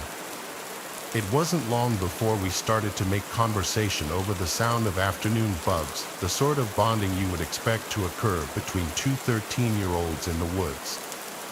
We talked about girls, mostly in the ones that we thought were ugly, so on and so forth. None of it was very tasteful, admittedly. We jokingly proposed that it was possible for us to go far enough that we would find our way into the Girl Scout section of the campgrounds, which did exist but was well separated from the Boy Scouts. Then, our surroundings started to change inexplicably. Suddenly, there was a breeze washing away the warm blanket of moist, motionless air and replacing it with cool, dry wind. Initially, this was a great relief to me and Enoch, who had been sweating profusely for hours, even in the shade. It also seemed to drive away all the mosquitoes and gnats, which was a welcome bonus. But just a few moments later, the woods quickly darkened, and the sky above us, between the branches of the canopy, went from vibrant blue to a pale gray. "Hey Enoch," I said, concerned, "I think it's about to rain." "No kidding," he agreed. "More like we're about to get caught up in a thunderstorm. Should we turn back?" I suggested. "No," Enoch replied with confidence, looking down at his compass. "The trail that we're on loops back to camp. Right now we're heading due north, which means we're right in the middle. We might as well just keep going." "Well, sure," I said. Enoch seemed to be pretty confident about his navigation skills, so I let him make the decision to press on. However, the threat of being soaked to the bone put a damper on the mood, and as such, there was a lull in the conversation. We hiked on, listening for oncoming thunder and waiting to feel the first raindrop land on our heads, except it never came. The darkness that descended on us only increased, but rain never fell. "Hey Enoch," I said again, even more concerned this time. "Will you check the time, man? I think we might have missed dinner." Enoch looked down at his watch. "No way, man. We've only been hiking 4, and then, suddenly, Enoch went silent and stopped in his tracks. "What is it, man?" I asked. "My watch is dead," he said gravely. "How is that possible? I thought you replaced the battery before going to camp." Enoch silenced me and started looking all around. "You hear that?" he whispered. I listened but didn't hear anything. Actually, I heard so much of nothing that it struck fear into my heart. It was totally silent, not a sound in the woods all around us. It was an unnatural quiet, devoid of any cicadas or even flies. For a minute, I peered deeper and deeper into the woods with my ears and heard only silence. Until finally, I heard singing, angelic singing, but it was so soft and quiet that it was almost inaudible but unmistakably the voice of a beautiful woman. Just by the way Enoch looked at me in that moment, wide-eyed and grinning, I knew he heard it too. "Oh, it's the Girl Scouts," he exclaimed. Before I could even respond, he bolted into the woods to go after the sounds. "Wait, Enoch, stop," I started to go with him, but by the time I had taken 10 steps off the trail, I realized I couldn't see well enough to go any farther. It was like the sky had fallen, darkness, like the dead of midnight, had snuffed out the light of day in merely a moment. A deep sense of dread filled my body, telling me to turn back. I backtracked the 10 steps I had taken without even turning around until I felt the flatness of the trail beneath my shoe again. At this point, all I could hear was my own breathing and heartbeat, and the singing, whoever was in the woods, growing louder and drawing near. But something was wrong. The sound no longer came from a single direction. Somehow, it was circling all around me, closing in on me. It was too loud to bear, and I felt like it was putting physical pressure on my body. I tried to cover my ears, but it was just useless. It all became a single, piercing cry. Finally, I heard a scream, a boy's scream. It cut through the cacophony and returned my surroundings to total silence, except for the echo of someone's cry for help. "Enoch," I called into the woods. "Come back." There was no reply. A moment later, I heard a twig snap on the trail from the direction we'd just come from. I hoped to see Enoch, but I didn't. Instead, there was an inhumane figure at the nearest bend in the trail, the shape of a tall woman, but composed of no flesh or bone whatsoever, only ominous light. As I gazed upon whatever spirit this was, it suddenly raced toward me. What I did next was pure instinct. I abandoned Enoch and ran blindly down the trail as quickly as my body could take me. I didn't stop until I spilled out into the campsite again, collapsing to the ground. When I looked up, I saw that everything was different. The sun was shining, the woods were alive with birds and bugs, and all of my friends were coming to see what was wrong with me, why I was so upset and panicky. I couldn't speak a word for hours. When I could finally tell the scoutmasters what happened, they didn't believe me. They sent a search party for Enoch, but they couldn't find a single trace of him. Even the police were never able to locate him. He simply vanished. Suspicion eventually turned to me because the story I told was so unbelievable. So, to avoid being put in an asylum, I ended up changing my official statement to losing track of him when we both went to take a piss at separate trees. I turned my back for just a minute, and then he was gone. In my worry and panic, I thought I saw something that wasn't there. But it's all lies because I know what happened.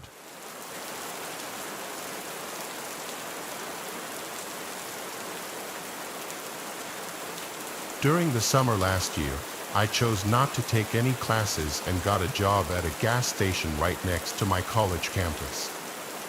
I was sort of disillusioned with school and wanted to make some money while I had time off.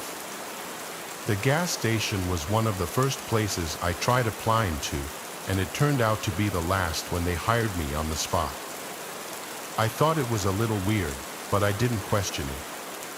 Unfortunately, they said they only wanted me for the night shift, which was from 10 p.m. to 6 a.m. I knew it would wreak havoc on my already messed up sleep schedule, but I decided to go for it and just see how it went. To my surprise, most of the time it wasn't that bad. The first few hours of the shift were pretty busy, and it would get crazy, but then it would always get really slow until about 5 o'clock in the morning. This gave me plenty of time to clean, stock the shelves, and chill out until the morning rush. Occasionally, somebody suspicious or problematic would wander in, but I never had anything get too out of hand. Well, that was of course until something did happen. It was a Thursday, which wasn't usually a busy night. I had a coworker until about midnight, then they went home, and I was left alone. Time went by pretty fast, and before I knew it, it was almost 2 a.m. That's around the time a man walked in, and I immediately had a bad feeling about him. He had a shaved head and a bunch of tattoos of weird symbols, so I was pretty sure he was a skinhead. I noticed he had parked his dirty old lifted pickup truck in the handicap spot too, but I didn't want to get on his case about it. It was 1:58 when he walked in, and he spent a few minutes wandering around the store.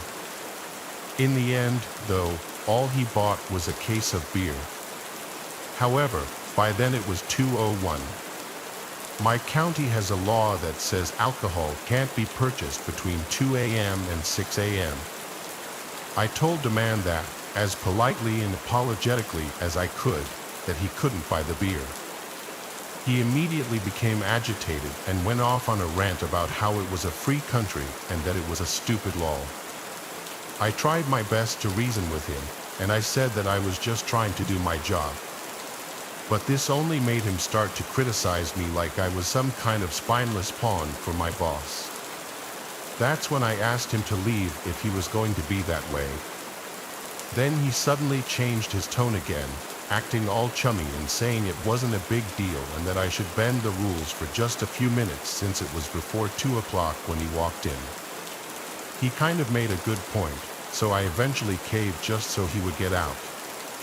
I sold him the case of beer, and then, of course, he asked for a pack of cigarettes to go with it. I let him have it as there was no rule against tobacco sales. He smiled at me and then left the store. I breathed a sigh of relief, but that relief was short-lived.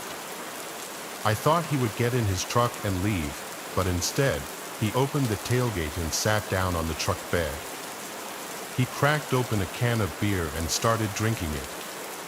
Now I had a feeling that this was far from over, and that was exactly the case. A few minutes later, another truck pulled up right next to his, and a couple of guys got out, both of them with shaved heads and tattoos. They stood around the back of the first guy's truck, just smoking and drinking. I knew I had to go out there and tell them that they couldn't loiter in front of the store and that it was illegal to drink out in the open like that, especially that close to a car. But I was a little scared already. They kept looking in the window at me, smirking as if they knew what I was thinking and were challenging me to try.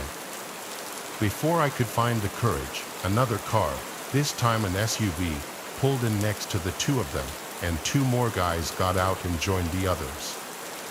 They were all part of the same skinhead group, without a doubt. My guess is they were coming from a bar that had just closed and didn't want to end the night yet. That was the most reasonable explanation, but my paranoid thoughts made me think they were about to get together and burn down the store because the owner's wife was Mexican. Then the first guy came back into the store.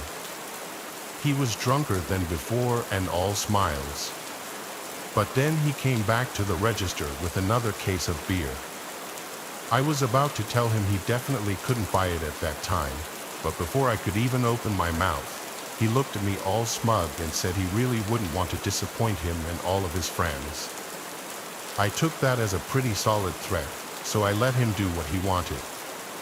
My hands were shaking, and I was dreading having to count change in front of him.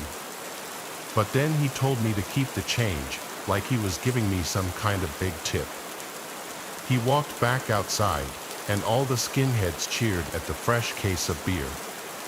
Apparently, they had worked together and finished all 24 cans of the previous one.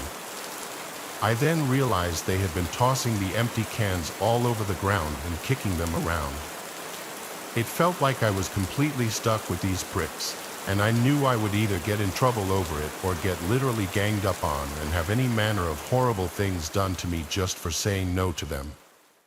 What normal person would see a bunch of drunk skinheads smoking cheap cigarettes on top of their pickup trucks in front of a store in the middle of the night and still want to walk past them to get in? Pretty much nobody, not a single person, except more of the skinheads. Finally, I couldn't take it anymore. I walked up and locked the door so they couldn't get back in. Then I walked back to the office and called the police. Several minutes later, a cruiser showed up and told them to screw off. There was some shouting outside that I couldn't quite make out, but I was worried for a few minutes that things would escalate.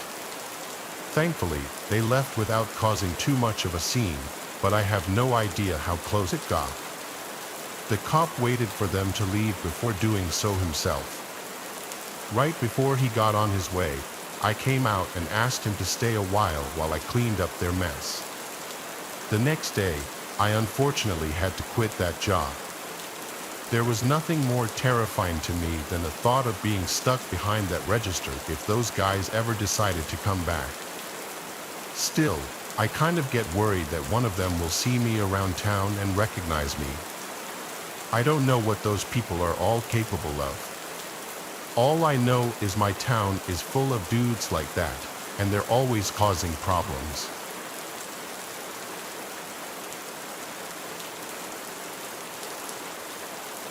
My friend Basil and I rent a house together. He's a pretty big partier, though, and often stays out really late or even sleeps over at others' places, so a lot of nights I have to myself. This was one of those nights where Basil was out at the club or something. So, having the night alone, I brought out a couple cans of beer to our front porch and sat on the swinging bench we had set up. It was nice weather out, and with it being nearly midnight, most people were sleeping, and the neighborhood was pretty quiet. After being out for a little less than an hour, a person came walking down the street in front of the houses. He looked like a large guy and had a sweatshirt on with a hood over his head, but something was off about the way he was walking. He was very stiff, like only his legs were moving, and his whole upper half wasn't. When he got up to the part of the road my house was in front of, he stopped and looked over at me. I waited a few seconds for him to say something, but he didn't say anything. He just stood there in the middle of the road, right in front of my house, and looked at me. "Hey buddy, you need something?" He stayed quiet for a moment, then started walking up my driveway. I stood up from the bench and yelled at him to leave, but once I realized he was getting pretty close, I hurried inside and locked the door behind me. I then watched out the peephole as the guy came right up to the door. He waited for another second before pulling out something from under his sweatshirt. It was hard to see from the small view I had, but it looked like maybe a hammer or crowbar or something. Once I saw that, I knew what was likely about to happen. I ran upstairs and locked myself in the bedroom, dialing 911 and trying to be quiet. I could hear the wood splintering off the door downstairs as I pleaded with the operator for help. Then there was a loud thud and silence. The broken door swaying on its hinges was the only sound. I waited anxiously, only assuming that I'd hear the guy's footsteps approaching the bedroom door at any second. But seconds turned to minutes until I heard a cop car pull into my driveway.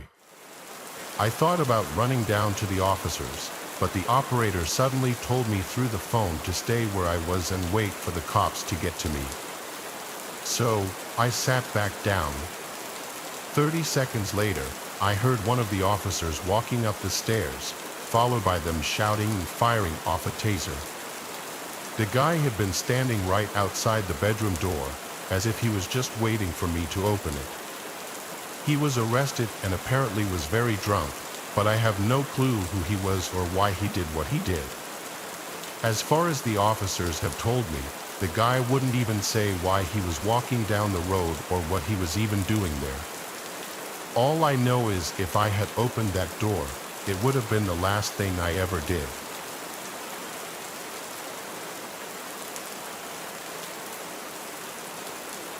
Summer is the greatest season by a long shot. That's a hill I'll die on any day.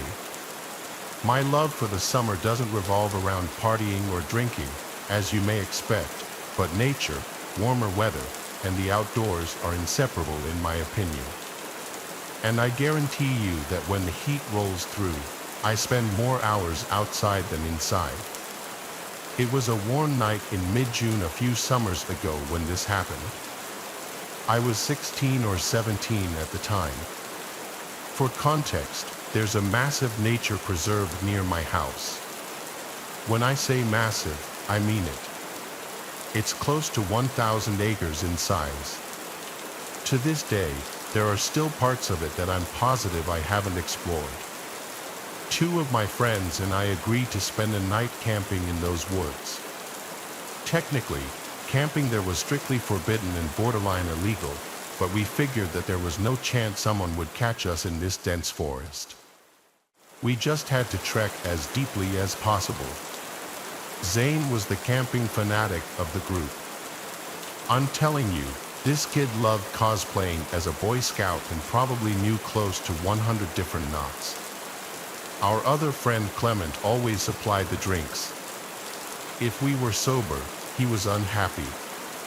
That's just how things went when Clement was involved. I remember the feeling of the gentle summer breeze blowing through my hair as the 3 of us packed up Clement's car. The weather was ideal, not too cold, not too hot. A few beers later, the three of us found ourselves lugging camping equipment through the woods at like 11:40. I can't lie, I was feeling the alcohol start to hit me as we marched along. Zane always carried this industrial-grade flashlight with him, so the darkness of the forest wasn't much of an issue.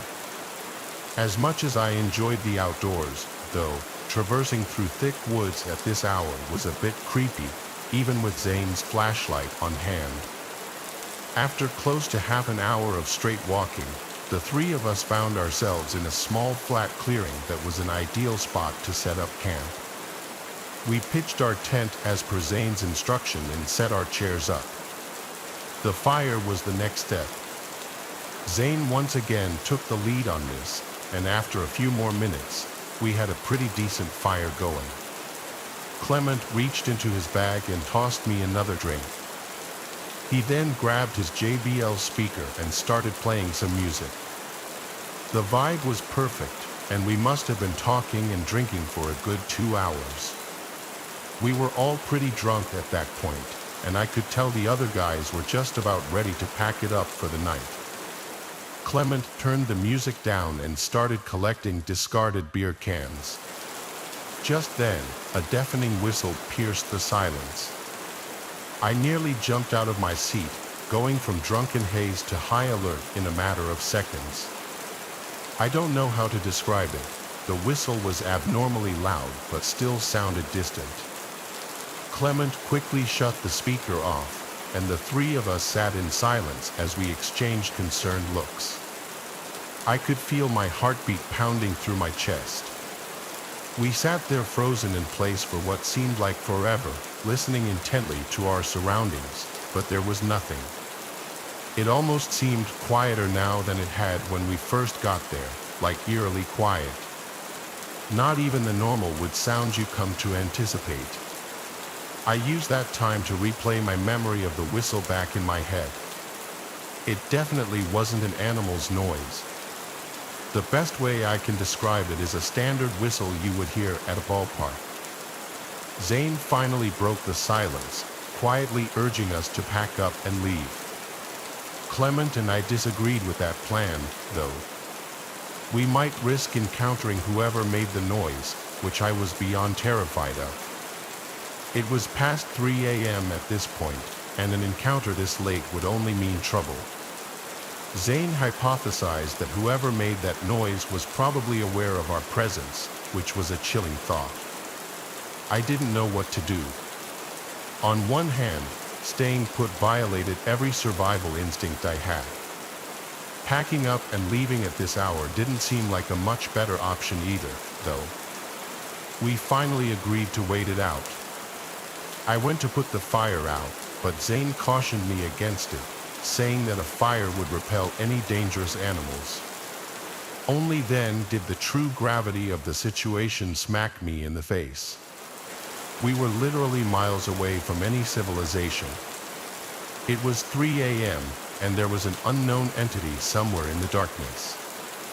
Another 10 minutes or so passed, and we had resumed talking, but at a much lower volume and with no music. I don't think any of us felt safe going to sleep just yet. Then, out of the corner of my eye, I saw it. Something small flew over the darkness of Clement's shoulder and landed directly in the fire. It was a firecracker. I screamed bloody murder as it started sparkling in the fire, and Zane cursed as he sprung up out of his chair and bolted into the darkness. Clement and I scrambled to follow, leaving all of our stuff behind. We caught up with Zane, whose flashlight was beaming wildly through the woods as he frantically sprinted. We ran until we couldn't anymore, and Clement keeled over and threw up.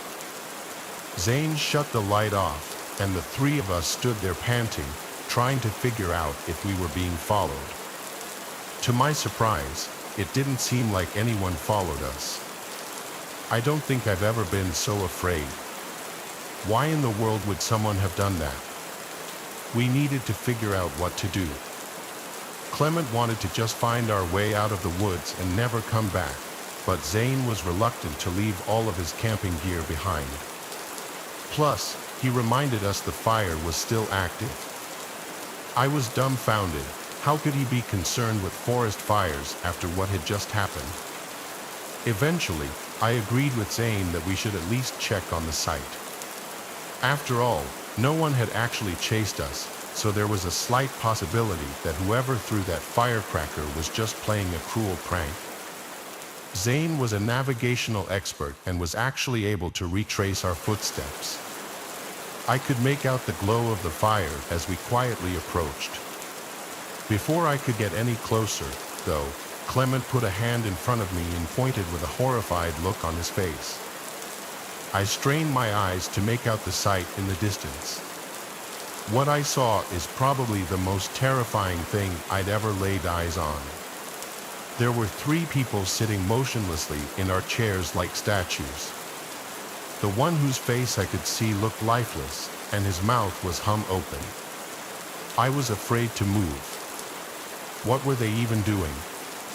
I thought, realizing that they weren't even talking. This was not normal.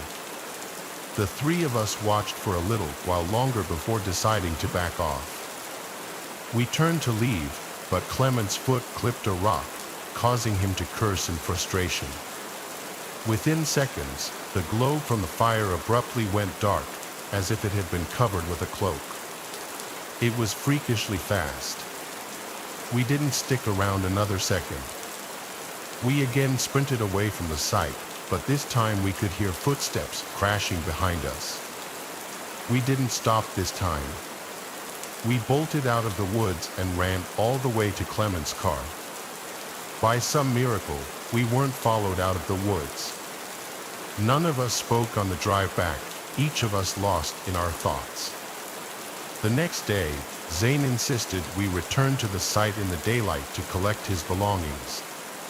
Clement wanted nothing to do with that, but I agreed to accompany Zane. After some searching, we eventually found the site, which looked mostly untouched. That is, until we got a little closer and noticed the putrid smell coming from Zane's tent. He unzipped it, and we found a dead, rotting rat. It was sickening. I took the hint and haven't been back to that preserve since.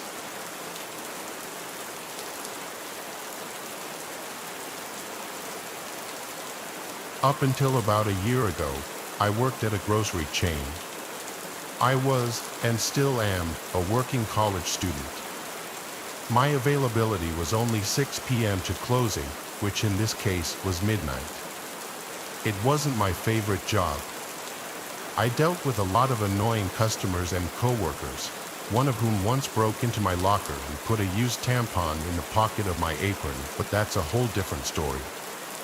My job was walking distance from where I lived, which made it really convenient since I didn't have a car.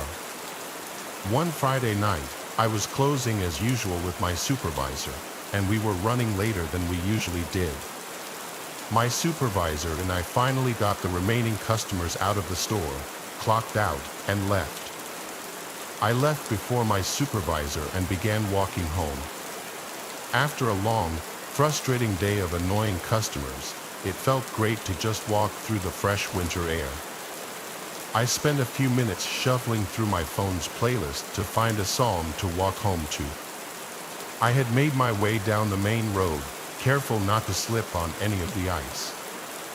One thing that's really important to know about me is that I'm a very anxious person, and while it's definitely a problem most of the time, it does help make me constantly aware of my surroundings. That's when I saw an approaching car slowing down on the deserted main road, and I automatically went on high alert.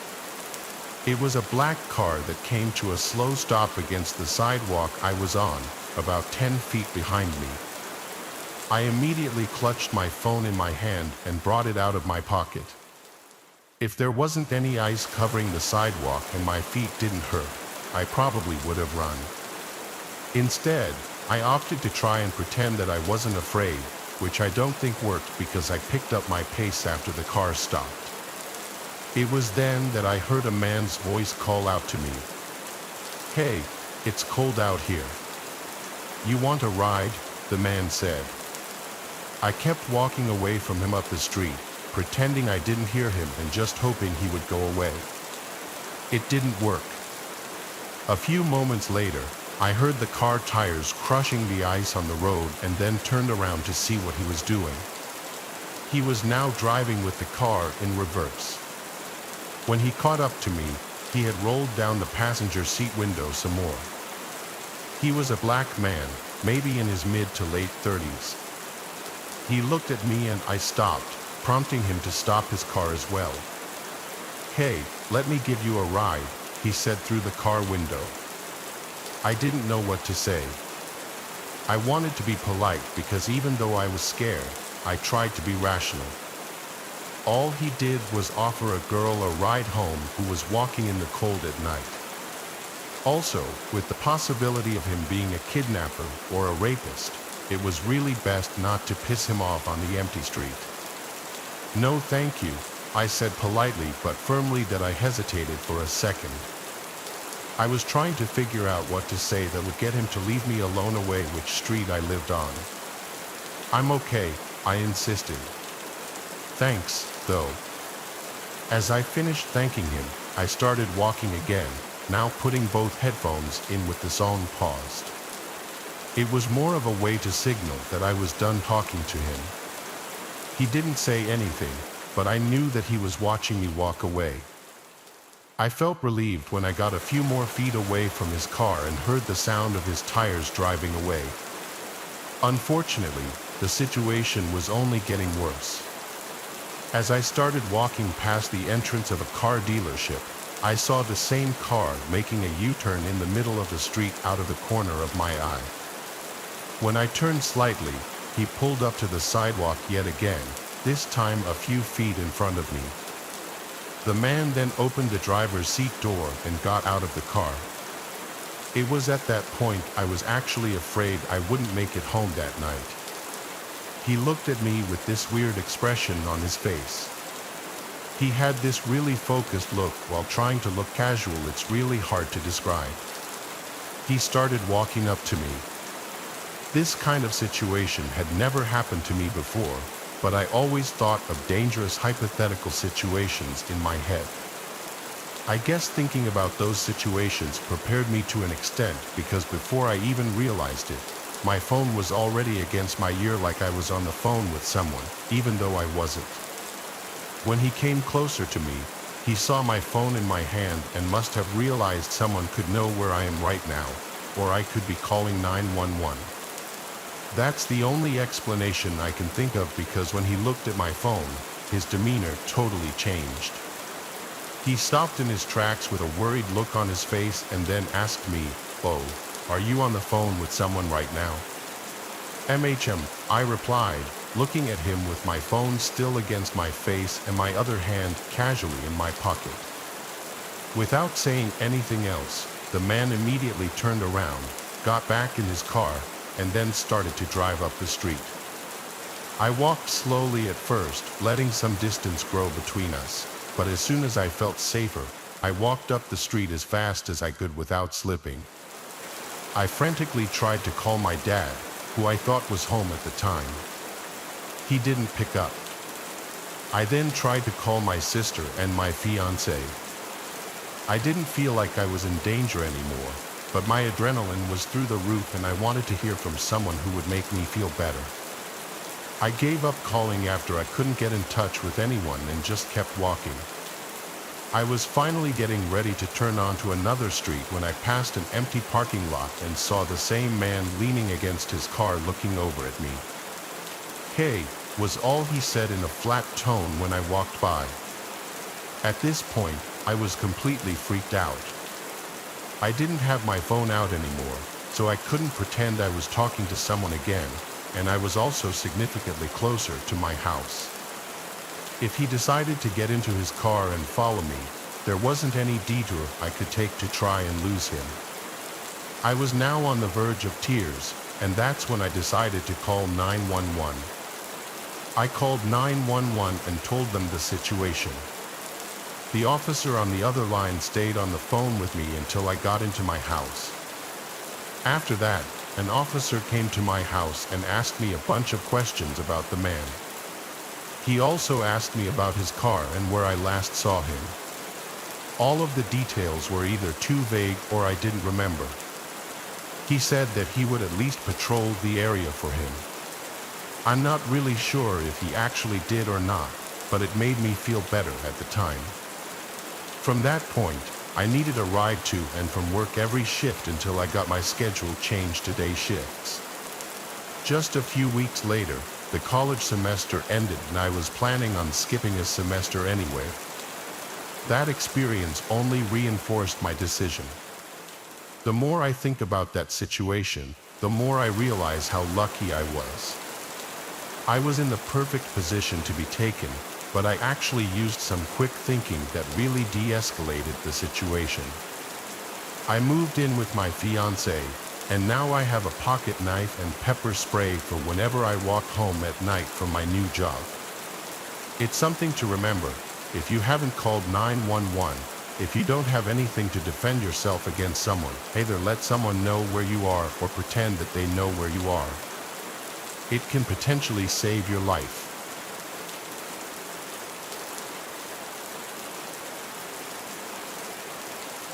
This happened when I was like 16 and in my heavy gaming phase, still living with my parents.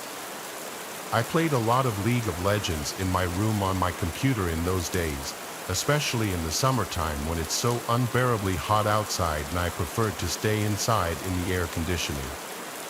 Anyway, way back when I lived at home, I'd have the place to myself a lot because my parents traveled a lot and I was the last one to move out.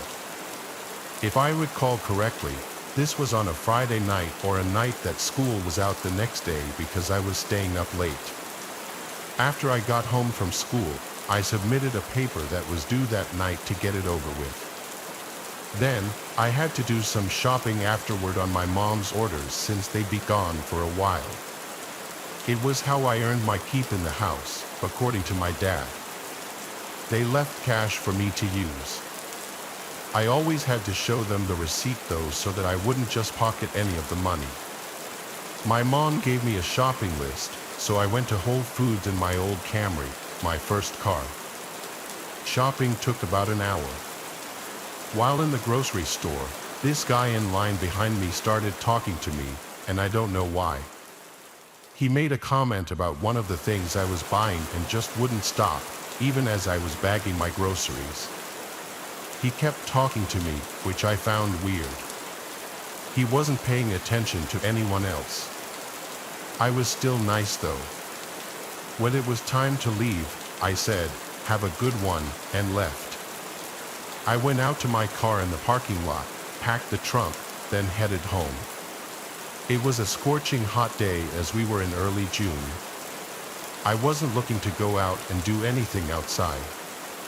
Once I was done with everything I needed to do, it was dark out by now, so I got right on League of Legends on my computer and texted my friend David to get on as well. He joined my party, and we played some dual rank as we always did. I was using my noise-canceling headset. We were committed already to playing League of Legends all night and ranking up, so of course, I needed to take a break to make dinner at some point. Probably 2 hours into playing, I told David I was going to eat dinner and I'd probably be back on in an hour. He said he'd be back on later too. So with that, I took a break and made some pasta for dinner. The kitchen is downstairs and my room is upstairs. While I was sitting in the kitchen eating, I knew for sure I heard a thump from upstairs. Did it sound like a footstep? I wasn't sure. It could have been any number of things, but the last thing I'd imagine it would be was a footstep. I did, however, go and lock the front door. Now, oftentimes for a while, I would leave the door unlocked just because my parents' house is in a good side of town, and I just never took the idea of a break-in seriously. It's something you hear about on the news, but don't think it'll ever happen to you. I went upstairs, and I don't know what I was expecting, but I said my brother Tristan's name into the hallway. I knew he wasn't supposed to be here, But I don't know. I heard a sound and I felt the urge to see if anyone was here. When no one answered back, I went back to my room and got back on League of Legends. I put my headset back on and texted David that I'm going back on. Shortly after, he came back on. We started playing again. A couple of games in, I looked to my left at the doorway of my room into the hallway. I don't know if something in my peripheral vision or some other sense felt something there, but I would leave the door open when I was home alone, as my mom would tell me to. The hallway was dark except for the one little nightlight plugged into an outlet. My room shone blue from my wall lights. Some of the blue poured into the part of the hallway closest to my room. In between the crack of the door was total blackness. I couldn't see through it. I didn't think anything of it. After our next game, David said he was taking a leak and walked away. While we were in the lobby, I looked at my phone, then looked back out to the hallway, and I noticed something was different. Now I could see through the crack of the door into the hallway. My first thought was someone blocking it just minutes ago? By instinct, I spun my chair around to face the bed behind me, and there was a man sitting on my bed with his freakishly upright posture and his hands resting on his thighs. He almost looked to be smiling.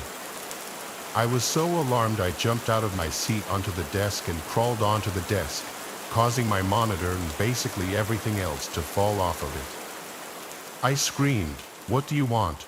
And he started to actually smile now, showing his teeth like he was laughing. I ran out of the room into the hallway. I stopped halfway down the hallway and looked back at my bedroom door.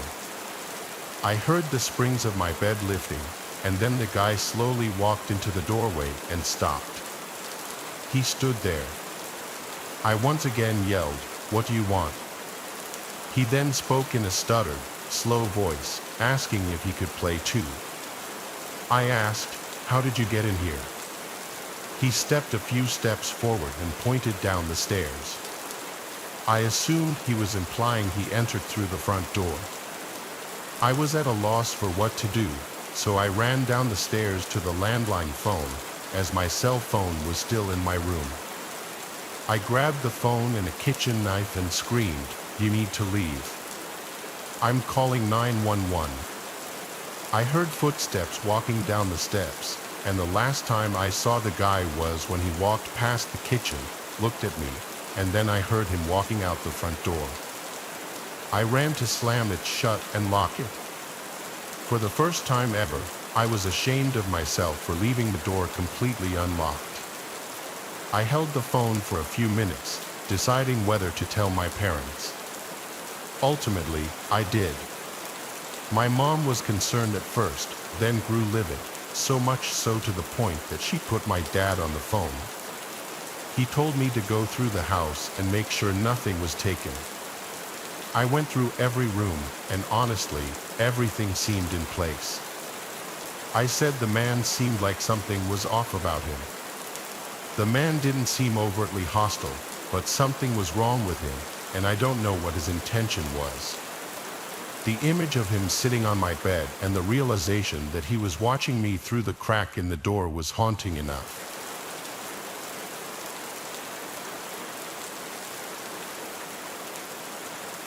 Our first story begins on a Friday night, the air thick with anticipation.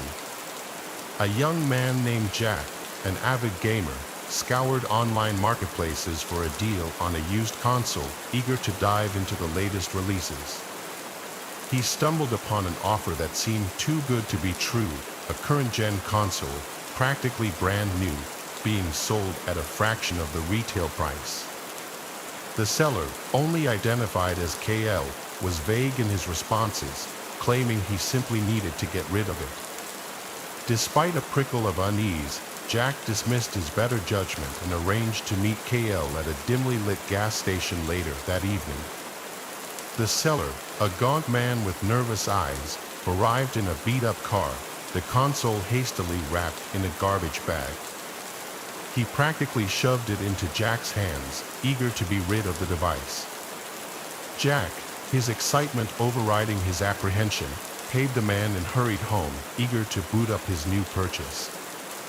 As he connected the console to his TV, he noticed an unsettling detail he had overlooked in his haste, a single deep scratch etched across the top of the console, almost resembling a cryptic symbol. Brushing it off as nothing more than cosmetic damage, Jack grabbed his controller and prepared to enter a world of digital entertainment. From the moment he pressed the power button, things felt off. The console whirred to life with an unnatural hum, the fan noise louder and more erratic than it should have been. The screen flickered, displaying distorted images and garbled text before snapping into focus, revealing the console's home screen. But something was different. The usual cheerful background was replaced with a static image of a dark, desolate forest, the trees twisted and gnarled, their branches reaching out like skeletal fingers. Jack chalked it up to a corrupted hard drive, a minor inconvenience he could easily fix with a factory reset. As he navigated the console's menu, he noticed strange glitches, the cursor moving on its own, selecting options he hadn't chosen. The console seemed to have a mind of its own, its actions becoming increasingly erratic and unsettling. Unease curdled in his stomach, but Jack, determined to make his new purchase work, continued to tinker with the settings, attempting to restore the console to its factory settings. His efforts were met with resistance, the console seemingly fighting back, the screen flashing with disturbing imagery, grotesque figures with hollow eyes and gaping maws flickering in and out of existence. Cold dread washed over Jack as he realized that this was no ordinary glitch.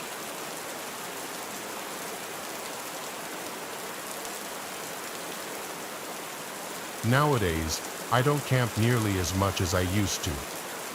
I'm 24, and ever since I was young, I've been into hiking. Now, I get hiking isn't all that appealing to most people, but because of where I live, it's pretty easy to get into. You don't have to travel all that far for a pretty stunning scenic view. I try to find a new trail to hike every weekend. Typically, I'll hike alone, so I always keep a knife in my backpack for protection against wildlife. Should it ever come to that, though, in all my years of hiking, I've never once had to actually use it. In fact, I've never run into any dangerous situation while hiking. Well, at least up until a few days ago. I was driving to a heavily forested hiking trail I'd never been to before. Now, I hike in the afternoon, and this happened around the time of year where the days were starting to get shorter. In other words, the sun was setting earlier and earlier each day. This was a key detail that I had completely forgotten about prior to leaving. Only after I started driving to the place did I realize it would be completely dark outside before I would even be able to finish my hike. A decision I still regret making is deciding to do the hike anyway. I got a bad feeling about it right when I started. Fast forward a few hours, and I was now about 85% finished with the route I picked out. By this point, it was almost completely dark. I had a flashlight, but still, the whole scene was pretty eerie. This portion of the trail was deep in the forest. It was so dense with trees that the moonlight could barely even find its way through. Don't get me wrong, it was beautiful scenery in the day, but alone at night, it was nothing short of disturbing. It was then that I was really starting to regret my decision to carry out the hike. That's when I saw light up ahead on the trail. As soon as I shined my flashlight in its direction, it immediately got turned off. I didn't know what it was, but I couldn't exactly turn back, so I was pretty much forced to go directly towards where it had been. In the back of my mind, I knew the chances of it being another hiker in the dark were slim to none. Eventually, I reached where the light came from. There was no one. Instead, there was a large duffel bag lying on the ground. I began scanning the trees with my flashlight. That's when a large, probably 6.5-foot man stepped out from behind one of the trees. My body completely froze up. There I stood, like a deer in headlights, shining my light on the guy. He then slowly revealed a machete from behind his back. Seeing this, I started running for my life down the trail and in the direction of my car. I looked behind me, and the guy was chasing me. I dropped my backpack so I could run faster. When I finally reached a clearing in the forest and could see my car, I was still sprinting. I grabbed my keys from my pocket and unlocked it. I got inside, locked the doors, and had the engine on in less than 5 seconds. However, the guy was still behind me and was able to completely slash one of my back tires before I could drive off. I drove on an almost completely flat tire for the next 5 miles back to my house. Right as I pulled into my driveway, I called the police and reported the man.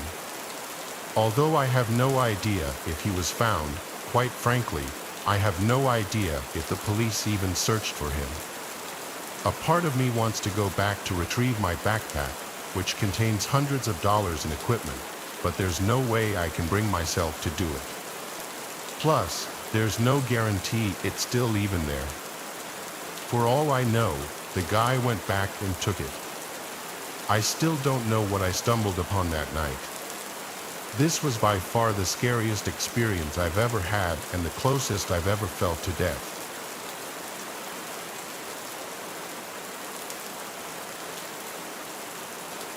Tale takes us deep into the darkest corners of the internet, where whispers of accursed games spread like wildfire through online forums and chat rooms.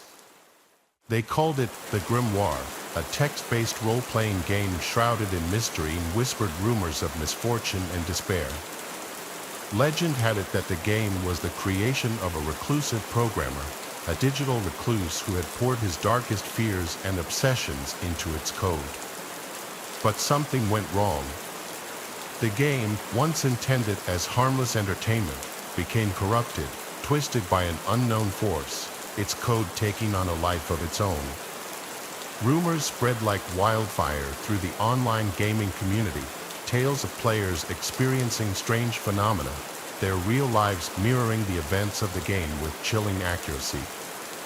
Some claimed to have lost fortunes, their in-game losses translating into real-world financial ruin. Others whispered of broken relationships, accidents, even disappearances, all linked to the game's malevolent influence. The game, it seemed, had a way of reaching out from the screen, of blurring the lines between the virtual and the real with terrifying consequences.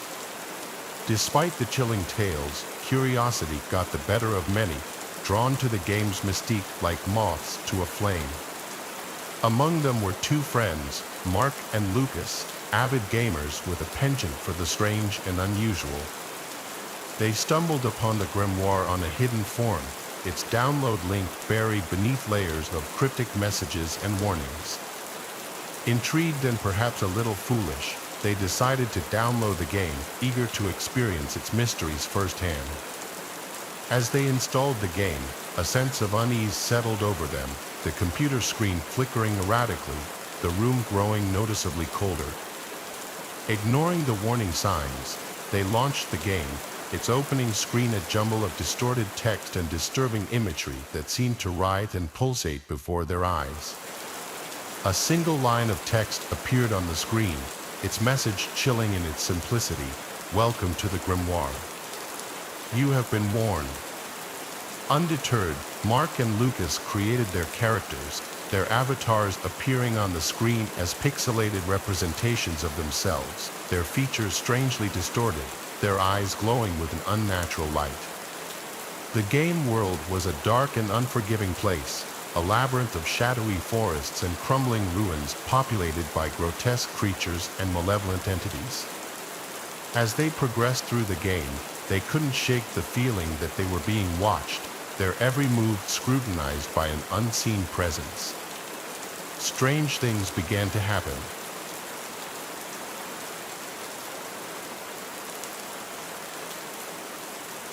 The following pictures you're about to see were taken by hikers Orly and Dante, who both live in Eagle Mountain, Utah, a small town south of Salt Lake City. For the past few years, they had been exploring forests in search of interesting things, and one day they found it. One day, Orly was hiking in Cedar Fort, just 5 miles south of Salt Lake City. While hiking, she found large amounts of animal bones and piles of junk people had dumped, but things started to get strange when she started coming across strange symbols and animal parts scattered throughout the forest, some of them in weird formations. On September 15th, she decided to bring her friend Dante along with her to show him in person the unusual things she was finding. This time, the two came across something even more disturbing.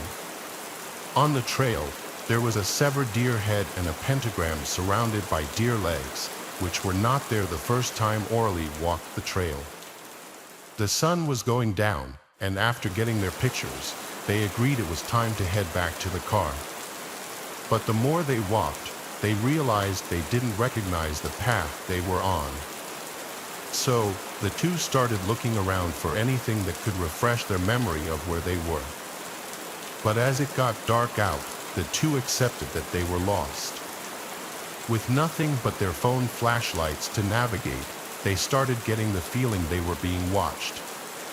As they picked up their pace, the two started to hear the trees and bushes moving at least 20 feet to their right, made more concerning by the fact that there was no wind that night. The two started to panic and hurried onto a trail they found, hoping it would take them back to Orly's car. Just when things couldn't seem to get any worse, Orly and Dante heard a scream so deep and horrific that it sounded neither human nor animal. The two sprinted down the trail, Orly making a conscious effort not to look back, but Dante did. Dante claimed to see a large black figure on the trail behind them, too big to be a human. The two made it to the car by some stroke of luck, losing whatever was chasing them. So, they left the forest and went straight home. Orly has not returned since.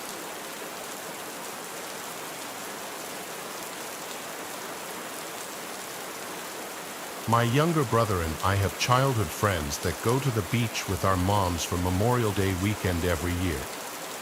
We've been doing this since before my younger brother was born. On our trip about 2 years ago, we had just arrived at the condo complex that we were staying at and had begun to unpack. We were on the first floor, so only 2 flights of stairs to get to our condo. There was some kind of construction happening a few floors above us, so there were trucks and workers. We had finally finished unpacking our stuff, and we were headed down to the beach when I remembered that I left my purse in the car. My mom gave me the keys, and they went down to the beach while I went to the car to grab my purse. But while I was getting it, an old pickup truck pulled into the parking lot, and an older man got out. He had paint on his shorts, so I figured he was a worker. But me, at the time being a teenage semi-petite girl, kept my eye on him. I got my purse, locked the car, and then started heading back to the stairs. I should also mention that the stairs were outside, open for everyone to see. The man started following me up the stairs, but he was several steps behind me. I figured he was headed up to the construction area, so I gave him the benefit of the doubt. Nevertheless, I started walking faster, and when I glanced behind me, the man was only 2 steps behind. This is when I really started to panic. I only had car keys and a purse on me, and I didn't know the layout of the condo yet. Where was the ninth block? Was the door to the beach open? I finally reached the door to the condo, ran inside, and tried to close it behind me. The man was at the door and was trying to force it open as I was trying to force it closed. I finally just tried to run for it, hoping the sliding door to the balcony and beach was open. Luckily, my mom and my friend were still inside because they forgot to bring sunscreen down. I ran behind them, and the man just stood in the doorway. "Can we help you?" my mom asked. The man awkwardly smiled and mumbled something about looking for supplies and abruptly closed the door.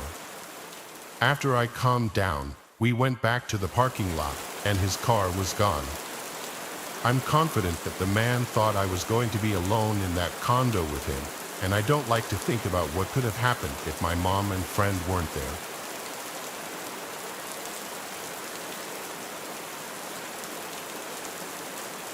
I'm an only child and grew up in a small town. My parents were hardworking, often struggled to pay the bills, so they usually worked a lot of overtime or even had multiple jobs. Because of this, I was left home alone pretty frequently. I was 13 at the time, and this night both my mom and dad were working closing shifts, so I was at home by myself after school until 10 or 11. To keep myself busy, I'd usually watch TV or go for walks in the woods behind our house. After getting home from school and having a snack, I went outside and started walking along my regular path while the sun was still out. It was a 2.5 mile trail through the woods that almost never had anyone else walking on it. Strangely though, about a mile into the walk, I saw a guy on the trail up ahead. He was sitting with his back against a tree, wearing a dark blue jacket and had a red baseball cap tilted downward, covering his eyes and most of his face. From the way he was slumped over, it almost looked like he was sleeping. So I continued walking, trying to quietly pass by him. As I got just a couple of feet away, though, he lifted his head and instantly locked eyes with me. His eyes were tired and red, and he had this disturbing frown like he was upset or something. As I passed by, he started standing up and getting a strange feeling about him. I began walking faster, basically jogging the rest of the trail and back home. I didn't see him follow me, but I locked all the doors just in case. Again, I was only 13, and even though I was used to being home alone, I still got scared pretty easily. I stayed inside and checked the windows one last time before trying to distract myself by watching TV. Only a few minutes after turning it on, though, I heard a voice at the back door. I paused the TV and listened, hearing a man call out multiple times, repeating the word, "Hello." I stood up and looked down the main hallway. That same guy with the red cap and blue jacket was standing at the back door, almost pressing his face into it as he tried to look inside. I quickly went back around the corner, but he must have seen me because he immediately stopped calling out and instead started trying to force the door open. I just froze up in the middle of the living room, listening to the door jolt back and forth against the lock. After several attempts, though, he left. I called my parents, and they called the police, but he was never found. Having been followed home and them trying to break in, though, I can only imagine what they were trying to do to me.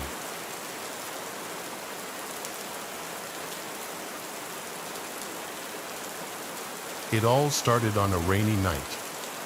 My dad had wanted me to babysit my little brothers while he went to the bar to play pool and drink. I'd gotten them to settle down for the night and I decided to go order some food and chill, playing some CS while I waited. About 30 minutes had gone by and I was wondering why the hell my food was taking so long. I finally heard a knock on my door and there was a rough-looking man who said he had my food. I tipped him and he went on his way. I closed the door and walked back to my computer, completely forgetting to lock it. If one of my protective friends hadn't said something while we were gaming, things might have gone a lot worse. Them asking to make sure I locked the door was a potential life-saving question, because in fact, I had completely forgotten to lock the door. To me, it wasn't the biggest deal at the time, but I'm glad they said something and you'll see why here in a minute. I checked on the door to make sure it was locked, and of course, it wasn't. So I locked the door real quick and went back to gaming. My computer, by the way, was in my living room, and to the right of me was my kitchen. In the kitchen, There was a giant bay window facing directly into where I was sitting and gaming. I started eating my food while gaming, and I heard my front door knob jiggle. I thought maybe I was just scared and hallucinating it since I was home alone and my brothers were asleep in bed, until my dog started barking at the front door. That was the exact moment I realized that something bad was happening. Whoever was there started banging and rattling the door handle. Freaked out, I ducked under the counter beside me, called my dad, and then called 911. While I was on the phone, my little brothers ran out of their room screaming that someone was standing outside their bedroom window, pointing towards the lock, and smiling and waving at them, trying to get them to open it for him. I completely lost it and started crying, but I had to hide my brothers in my room, in my closet, and I told them to not come out at all. I thought he was going to try the back door next, which was a glass door that he could have easily rocked back and forth to get the lock loose or even just shattered the door completely. All it would really take to break it was an object to swing at it, like a metal bat or something. So I was freaking out. I grabbed a knife and waited for my dad and the police to show up for what felt like forever. I was scared that I was going to have to defend my little brothers and myself in a life or death scenario. I was only 13 at the time, so I was really scared. The cops finally showed up, and the person had disappeared. But every night after that, I was scared he would come back and we would finally meet. I have no idea if it was someone random or the Chinese food delivery driver from earlier. I just hoped he would never come back. Luckily, he never did. But that didn't stop me from being scared shitless every night, especially when I was home alone. It's especially creepy when you think about how us kids were alone. I think he knew that and he was trying to prey on us, but luckily he gave up. Hopefully, he heard me calling the police or something, and that's why he ran. I guess we'll never really know for sure.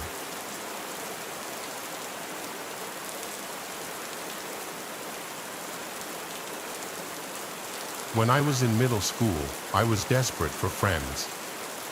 I tried to talk to anyone that would let me sit with them, but nobody ever seemed to like me enough to keep me around, or they would just be mean to me.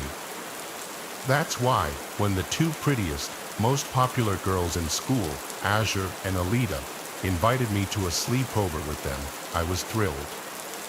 I had tried sitting with them at lunch a few times before, but they always told me to go away because they were busy talking about something that wasn't my business. Then, on the last day of school one year, they both came up to me while I was sitting by myself. They said they really wanted to hang out with me over the summer, but didn't want other people to see us hanging out together while we were still in school. Even as a naive and lonely middle schooler, I knew that was a severely underhanded invite, but I accepted it with enthusiasm anyway. I would take what I could get, and they knew it. Of course, my mom was just glad I was finally starting to hang out with other kids, and she gladly gave me permission to go, especially when I said that Azure's mom offered to serve all three of us dinner. When I got there, it was about 8 p.m., and I was already dressed in my pajamas. Alita and Azure were still fully dressed. When I asked if we were still going to have dinner together, Azure said that they had just finished eating right before I got there. Then Alita said I didn't need to eat so much anyway. They were already putting me down, but I wanted to be friends with them so badly that I let them do it. After I said hi to Azure's mom, who was already wine drunk and ready for us to not be her problem anymore, we all went up to Azure's room upstairs. It was a Jack and Jill style bedroom with her own bathroom and another bedroom on the other side. I asked Azure who was in the other room, but she snapped at me and said it was her older sister and told me not to be so nosy. I apologized profusely, but they just told me to be quiet because my voice was annoying.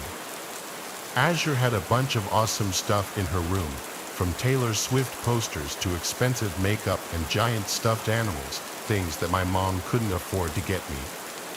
But as much as I wanted to ask her about it, I knew she wouldn't like that, so I just looked at the floor. We started to play Truth or Dare, which Alida and Azure used to mine all sorts of information about me, including who I had a crush on and how much money my parents made. I told them everything honestly, only for them to laugh in my face every time. Whenever I asked them to tell the truth about something, they made up a bunch of ridiculous stuff that I knew was a lie, but of course, I wasn't going to call them out on it. When I finally got sick and tired of having to spill all my beans, I told them to dare me to do something. As soon as I said that, Alida and Azure looked at each other with the most wicked smiles, like they had been waiting for me to say that the whole time. Then Azure dared me to go into the bathroom and play the Bloody Mary game. I didn't know what it was at the time, and when I admitted this, they both screamed in disbelief that I didn't know who Bloody Mary was. They explained it to me and said I had to do it or I would have to leave the sleepover. I wanted to stay, so I stepped inside the bathroom. Azure and Alida lit a candle in front of the mirror, then they turned off the lights and shut the door. "You have to say it loud and clear," Azure teased me from the other side. "If you don't, we'll know." I was shaking. I had no idea what would happen. Was this Bloody Mary someone that could really be summoned? Would she really kill me if she came? I didn't know, but the only thing that pushed me forward was the need to be accepted and the belief that things like ghosts didn't exist. I looked at myself in the mirror, took a deep breath, and said, "Bloody Mary," 3 times slowly. For a moment, nothing happened. I looked behind my reflection, and there was nothing, until I saw a woman crawling out of the bathtub behind me. I screamed and turned around, and I realized it was real. There was a real bloody woman sitting in the shower. Her skin was gray, like she was dead, and her clothes were torn up. But her eyes were open, and she was looking right at me. Slowly, the woman stepped out of the tub and started walking toward me. I was so petrified I couldn't move. I wanted to, but it was like my legs had turned to stone. With every step she took, she left a trail of blood. Soon, she was right in front of me. I screamed again, but she grabbed me by the throat and lifted me up to my tiptoes. She opened her mouth and revealed a gaping jaw full of blood and blackness, inching toward my neck like she was going to take a bite out of it. I couldn't maintain control of myself, so in that moment, I peed my pants.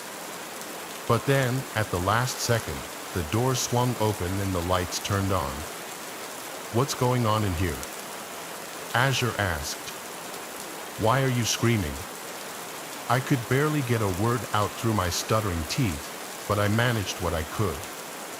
"Bloody Mary was here," I said. "She was right in front of me. I saw her, and it was real. She grabbed me and everything, and she tried to kill me." Alida and Azure said, almost in unison, "What?" They looked all around the bathroom, but of course, she was gone. "Stop acting crazy," said Alida. "You're just begging for attention." "Honestly, it's kind of embarrassing," Azure snickered and agreed. "Wait, did you pee yourself?" "That's disgusting," Alida exclaimed. "Oh my God, so yeah, actually, I think if you're going to act like that, you just have to leave." "What? Why?" I asked in disbelief. But before I knew it, Azure and Alida dragged me out of the bathroom and pushed me down the stairs, then threw all my stuff at me. I crawled to Azure's mother, a sobbing mess, and begged her to call my mom. Based on the look in her eyes and the way she sighed, I think she was very close to just letting me cry myself to sleep on the ground. But thankfully, she had the basic decency to call my mother so I could get out of that awful house. I never fully explained to my mother what happened, except for the fact that they were so mean that I cried. I hid the bruises from being pushed down the steps, and I wore turtlenecks for the next few weeks to hide the bruises on my neck. That was how my summer vacation began that year. Needless to say, I never left the house again until school was back in session. As for Bloody Mary, Azure and Alita's gaslighting was so effective on me that I honestly believed she existed for over 2 years after that. Until one day, I told this story to my first real friend in high school, and they explained to me the obvious truth that it was just Azure's older sister in a convincing costume.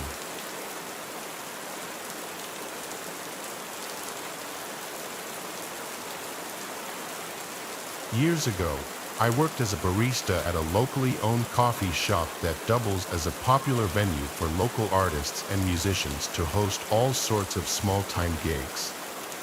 Even today, it gets most of its business in the evenings during the open mics and stays open until 1 a.m. However, when I worked there pre-2020, they were open 24/7 from Thursday to Sunday.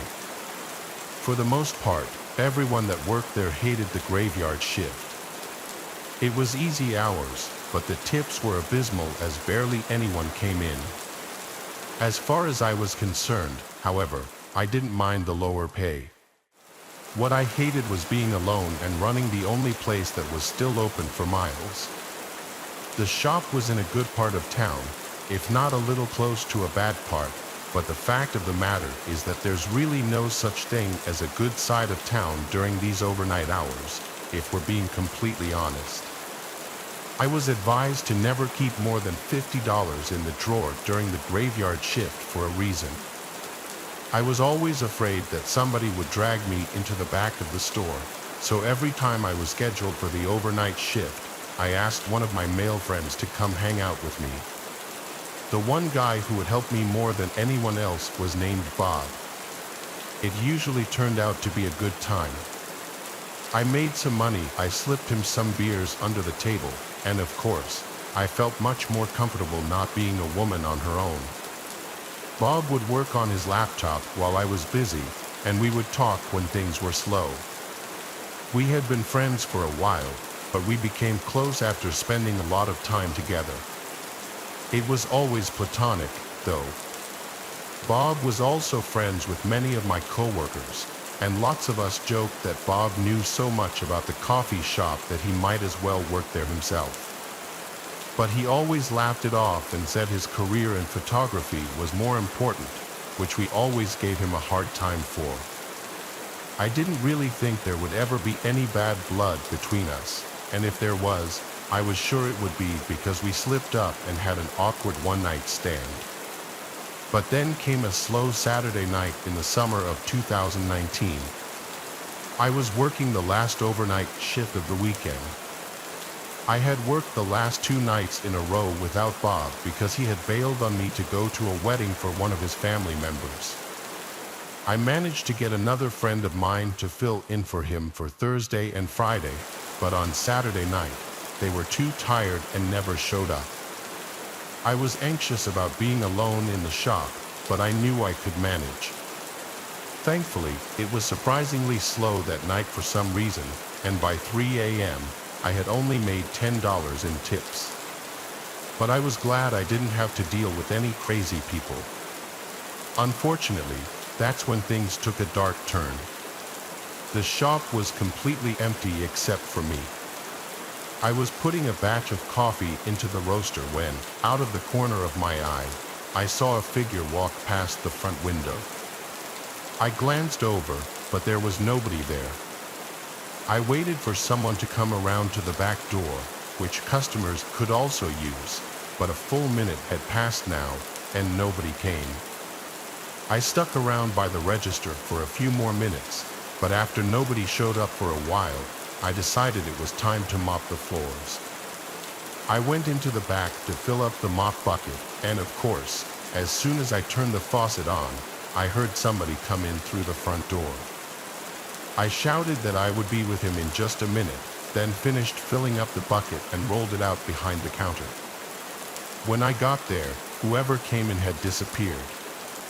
I shrugged it off, just figuring they had gone straight to the bathroom, and then I started mopping behind the counter. The stranger's feeling hovered over me. I couldn't place what it was, but I knew something was wrong. The first thing I looked at was the drawer, but it hadn't been broken into. Even then, that would have been loud enough for me to hear over the running water. I leaned over the bar and checked the bathroom doors. The men's room door was closed, and the light was on, so I knew somebody was in there. My stomach churned slightly as I knew it was a man in there, but so far I had no real reason to think anything was wrong, so I just kept on mopping. When I finally got finished behind the counter, the bathroom door opened, and to my surprise, Bob walked out. I immediately felt a sense of relief, but I had to ask him what he was doing there. He explained that he had just gotten home from the wedding and thought he'd stop by and say hi. I was grateful that he decided to show up, so I told him he could have whatever he wanted on the house. I got behind the espresso machine and got to work pulling a shot. I packed the grounds into the portafilter and locked it into the machine, then looked over to say something to Bob. But whatever I was thinking of saying was immediately forgotten. His facial expression had gone from friendly to devilish in just a moment of time, and suddenly a wave of chills went through my body. "What are you doing?" I asked, fighting back trembling. Bob grinned like a psychopath and pulled a knife out from behind his back. "I'm finally going to bang the barista," he said as he started to laugh. "Don't be crazy," I shouted. "We're friends." "What about the cameras?" Bob began walking forward, forcing me to backpedal. "We are friends," he said, "and nobody will believe you because the cameras aren't even on. They never are." "How do you not know that?" I knew at this point I was being pushed into the back of the shop, and my throat started to close up. It was also in that moment, when I looked for an exit, that I realized he had locked both the doors and turned the open sign off, keeping anybody from coming in. "Your boss already thinks we do this every night," Bob pressed on, inching closer and closer. "Stop it." I shouted in desperation, looking for something to defend myself and trying not to slip on the wet floor. "Shut up," you screamed. "You should have been giving this to me for months already. Do you not know how much time I wasted on you?" I was pleading and about to be cornered. The last hope I had was something on the sandwich counter. In the last moment before he pushed me out of sight into the back of the shop, I grabbed for the panini press and ripped it off the table, slamming the corner of the metal against the side of his head. He tried to block me and sliced open my arm, but I connected the hit. Combined with the water on the floor, the blow knocked him off of his feet. I wasted no time climbing over the counter and rushing out of the back door. I slipped into my car while I locked myself in and called the police. It wasn't until I thought about driving off that I realized Bob had parked his car in front of mine to deliberately keep me from getting away. Moments later, while I was on the phone with the operator, he came outside and attempted to break his way into my car. After he failed to do so for several minutes, he gave up and drove off, not long before the police arrived. I was treated for my wound and gave my statement about what happened. I didn't leave out a single detail. I was too much in a state of shock to even be in disbelief. As it turns out, he was right about the cameras inside the shop just being for show. However, nobody thought I was lying about what he did. Unfortunately, though, due to civil liabilities on the part of my employer and, more importantly, the fact that Bob completely up and disappeared after posting bail, I decided to drop the charges. I came to the conclusion not long after that he had already ruined his life sufficiently, and I simply didn't care enough to do anything else about it. Nobody has seen or heard from Bob in years, and the coffee shop has since stopped staying open overnight.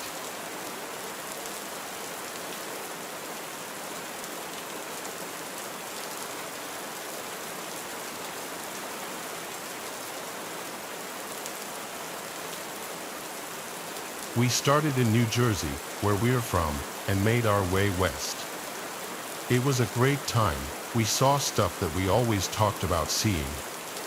After day 3, we finally hit the dreaded boring part of the drive, Nebraska. Nothing but cornfields as far as the eye can see. It was about 6:30 p.m., and the sun was starting to set. I looked at the gas gauge, and it read 1/4 of a tank. I told my buddy we should start looking for a gas station.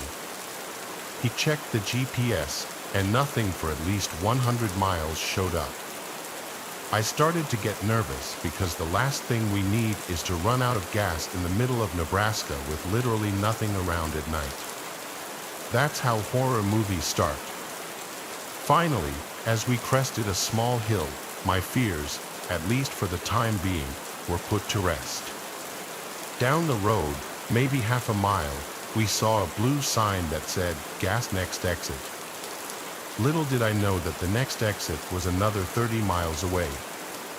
So we drove and drove, all the while with one eye on the gauge. Finally, we saw the exit and got off. The gas light on the dashboard came on, warning us we had less than a gallon left. The sign pointed to the right at the end of the exit ramp and said 10 miles gas. The car we were driving was a 200 Ford Explorer.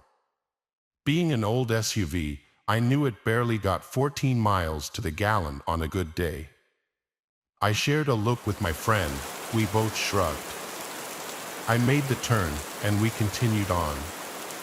The sun had now gone down, and for those of you who have never been to the Midwest at night, it's not like being in the city.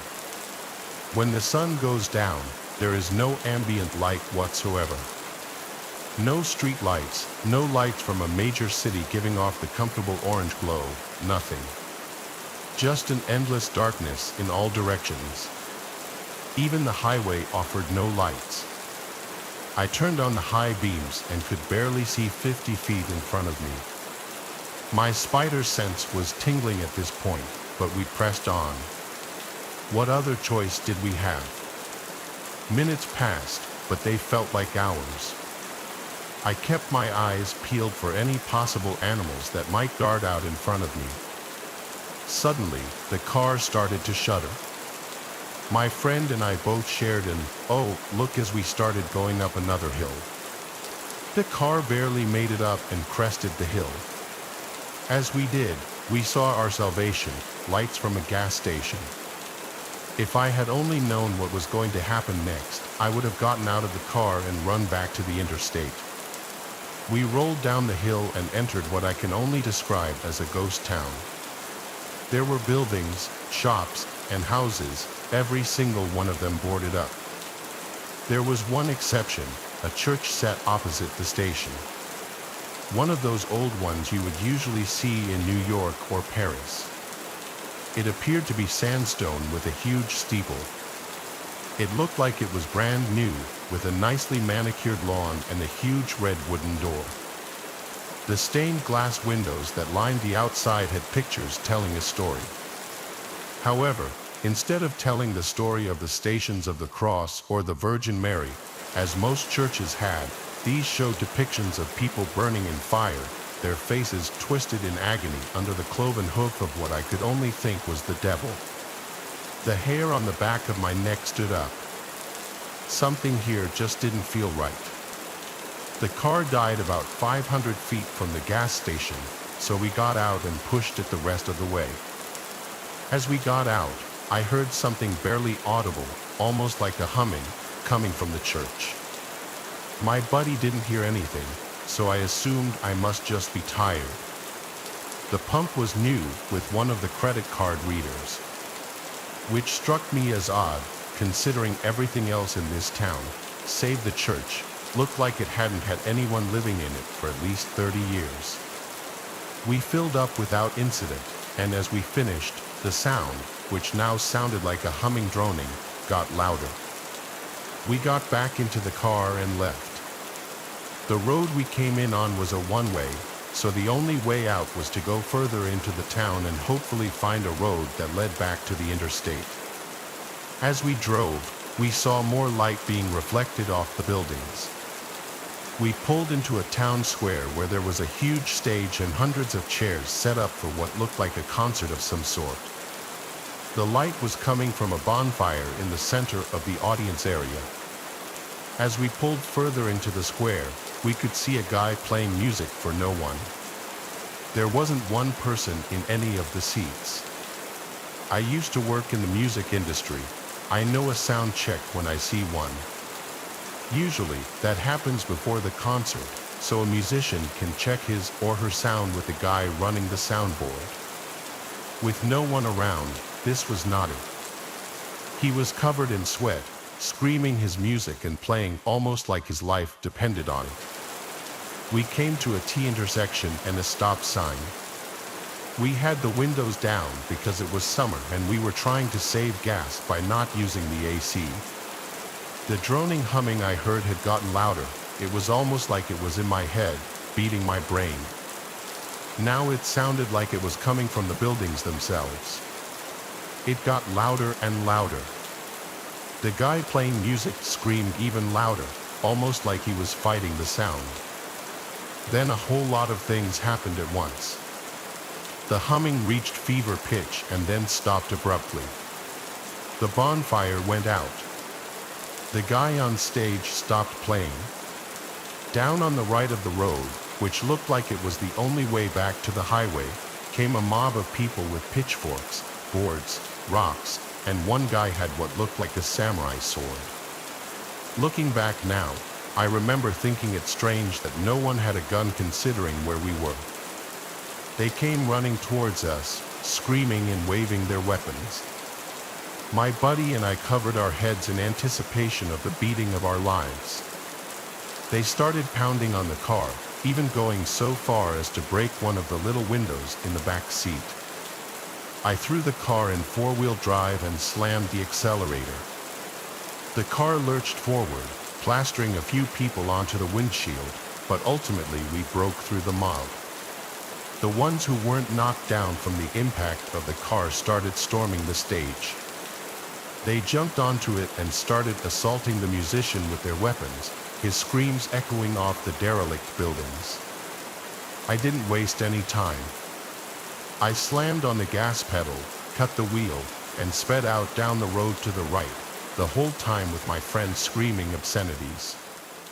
We got back to the highway and drove for another 30 miles until we hit our destination for the night, where our hotel was.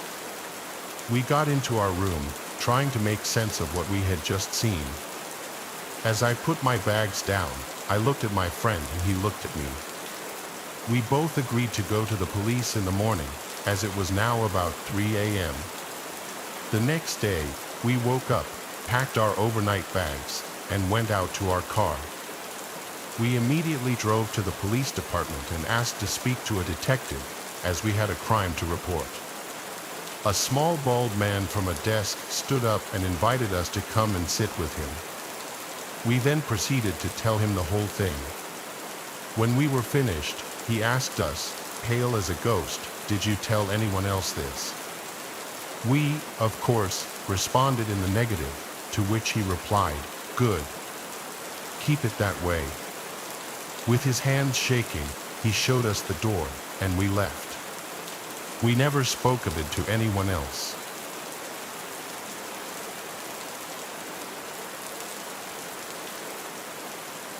The New York City subway system is a scary place. I've been an MTA worker for 7 years, and nothing really surprises me anymore. When friends and family ask if I have any stories, though, there is one that stands out among the rest, one that I can't explain. This happened to me about 2 years into the job, but I remember it like it was yesterday. I was pretty acclimated to everything at that point, and things had become routine. I was stationed in Brooklyn at the time, and I was doing some routine maintenance in High Street Station. There wasn't a soul on the platform. It was actually kind of eerie. You're used to these subway stations overflowing with people, so seeing them empty and almost deserted looking was a strange adjustment to make. I hadn't seen a person on the platform in hours, and it was dead silent except for the buzz of the lights and the occasional passing train. Out of nowhere, I heard a clang from somewhere down the track. It startled me so badly that I dropped my mop in shock. The sound wasn't something I was used to hearing. The best way I could describe it to you is that sound that a rock would make if it had been dropped on a metal rail. I stopped what I was doing and looked into the tunnel, listening for other noises. After a while, I concluded that whatever I heard had either been caused by an animal or a falling piece of cement. After all, these stations were pretty old. I went back to work, not thinking too much about the sound. About 10 minutes later, the same sound shook me from my concentration. Only this time, it was probably about twice as loud. This time, I actually became a little concerned, dare I say, scared. Was it really possible that 2 chunks of the ceiling had fallen in the span of 10 minutes? I put down my supplies and walked over to the tunnel entrance, trying to be quiet. I peered into the darkness and couldn't really see anything. I debated whether or not it was a good idea to call out into the tunnel and ultimately decided against it. I still figured it was nothing, but after the initial fear had worn off, I was more confused than anything.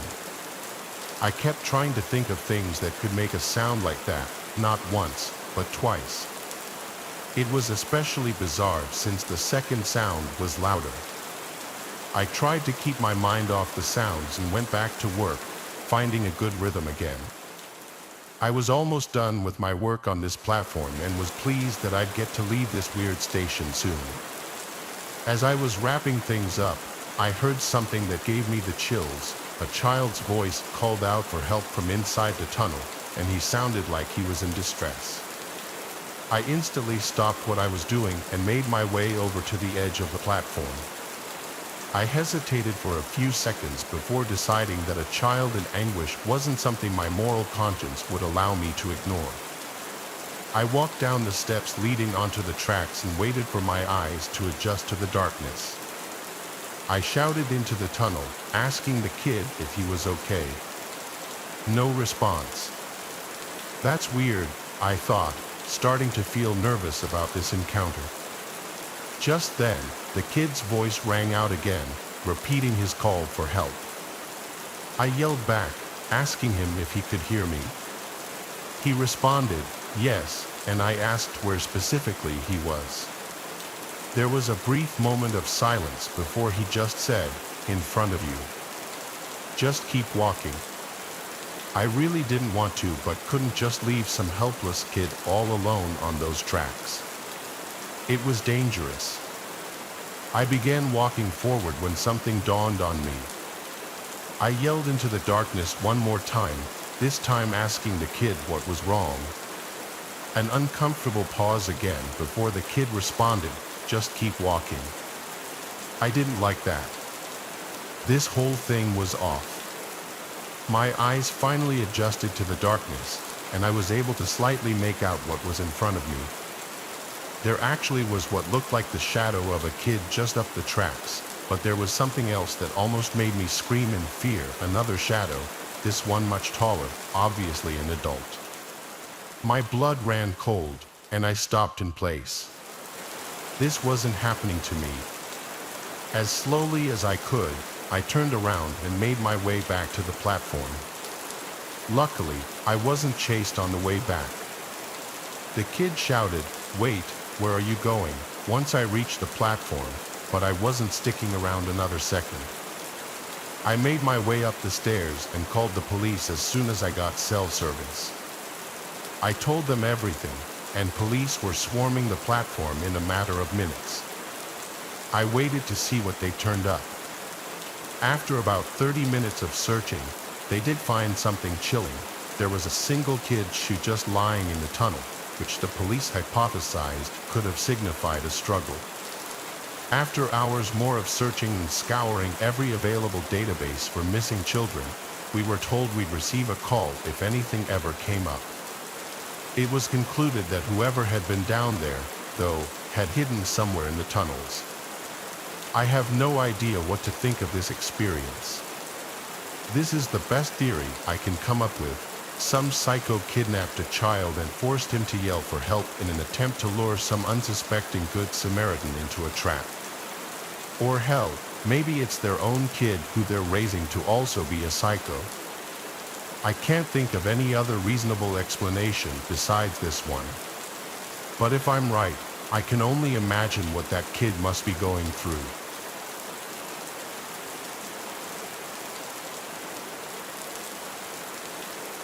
Our final story takes us to a desolate stretch of highway, a ribbon of cracked asphalt cutting through a barren landscape. This is not a road frequented by travelers. The few gas stations that dotted its length had long since been abandoned, their pumps dry and their windows boarded up like hollow eyes staring out at the emptiness. A young couple, eager for a weekend getaway, found themselves stranded on this forgotten highway. Their car sputtered its last as the gas gauge hit empty. They had ignored the warning signs, the lack of other cars, the eerie silence that hung heavy in the air, too caught up in their own excitement to heed these signs. Now, they were stranded. The sun beat down on the cracked asphalt, the air thick with the smell of dust and despair. The silence was unnerving, broken only by the occasional cry of a hawk circling overhead. They were alone, utterly alone, in a place that felt forgotten by time.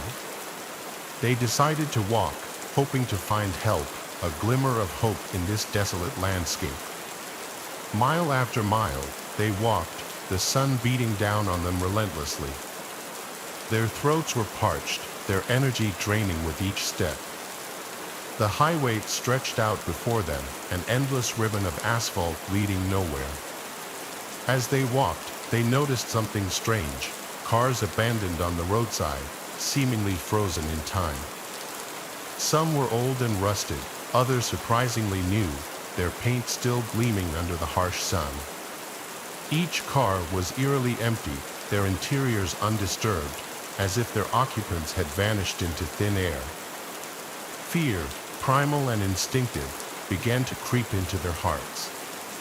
The silence of the highway was no longer just unnerving, it was oppressive, heavy with an unseen menace. They quickened their pace, their eyes darting nervously at the abandoned vehicles, their minds conjuring up terrifying scenarios. As dusk approached, casting long eerie shadows across the highway, they stumbled upon a small town. Relief washed over them, a beacon of civilization in this desolate wasteland. But as they approached, their relief turned to horror. The town was deserted, buildings stood empty, their windows dark and lifeless. The streets were eerily silent, not a single soul in sight. It was as if the entire town had simply vanished, leaving behind an unsettling silence that spoke volumes. They pressed on, desperation fueling their steps, their senses on high alert and their hearts pounding in their chests. The town was like a ghost town, frozen in time, its silence amplifying their growing fear. As darkness fell, they came to a crossroads. In the fading light, they saw a figure standing in the middle of the road. Relief flooded them, a glimmer of hope in this desolate landscape. They called out, but the figure remained motionless, its back to them. As they drew closer, their hearts sank. The figure was a scarecrow, its straw-stuffed body dressed in tattered clothing, its painted face twisted into a grotesque grin. It was a cruel joke, a symbol of their isolation and despair. They collapsed on the roadside, their bodies spent, their spirits broken. They were trapped in a nightmare, a desolate highway populated by abandoned cars and ghost towns. Their hope, once a flickering flame, now threatened to be extinguished by overwhelming despair.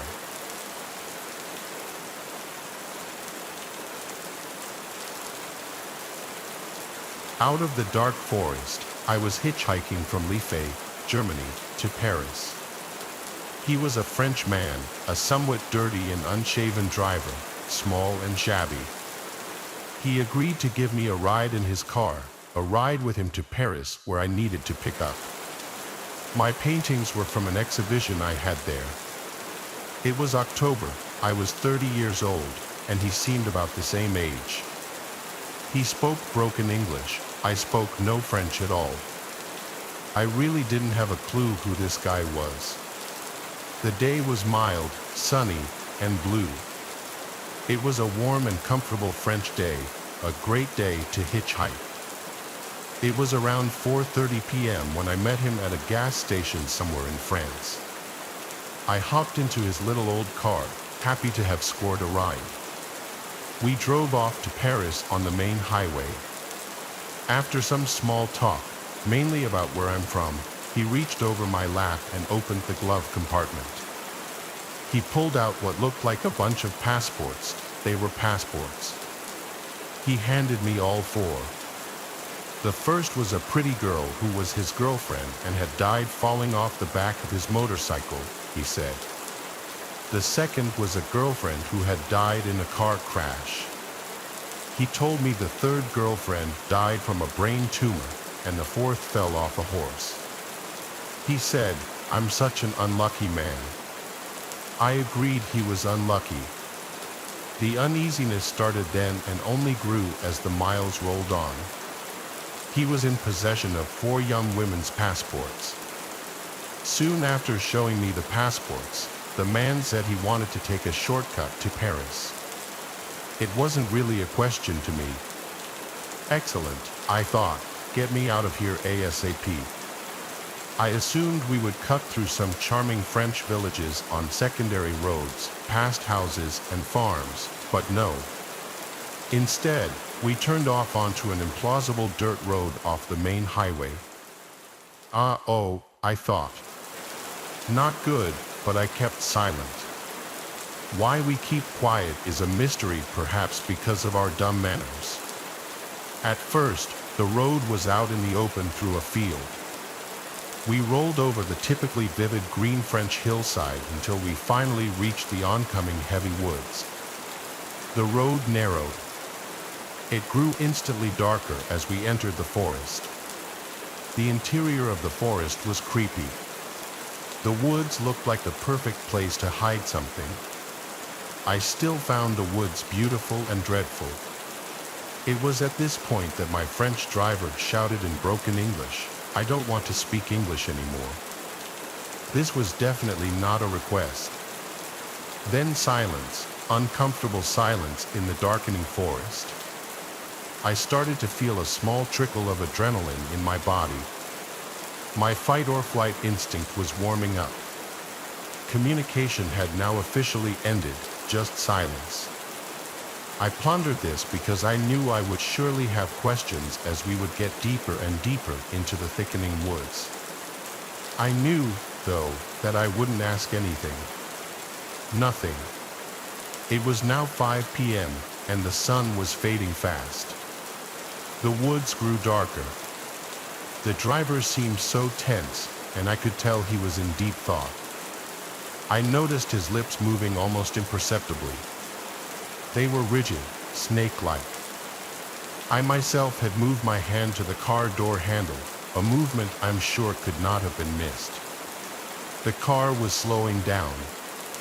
It did not say a word. Was I going to die now? Did he have a gun? All these questions ran through my head. My life was now surreal. This was not my plan. Maybe I communicated with my captor in some secret way. Maybe I gave off some kind of male pheromone perceptible only to men. Facing off, I possessed my own rage issues, and I was not going down without a fight. That I knew. There would be no begging or cries of mercy from me, not to this. I also had my own secret store of crazy. I was big and strong at that time, rode tough through my travels, and there's no substitute for my nothing-to-lose stare. That is all I gave him. Something very primitive transpired between us then.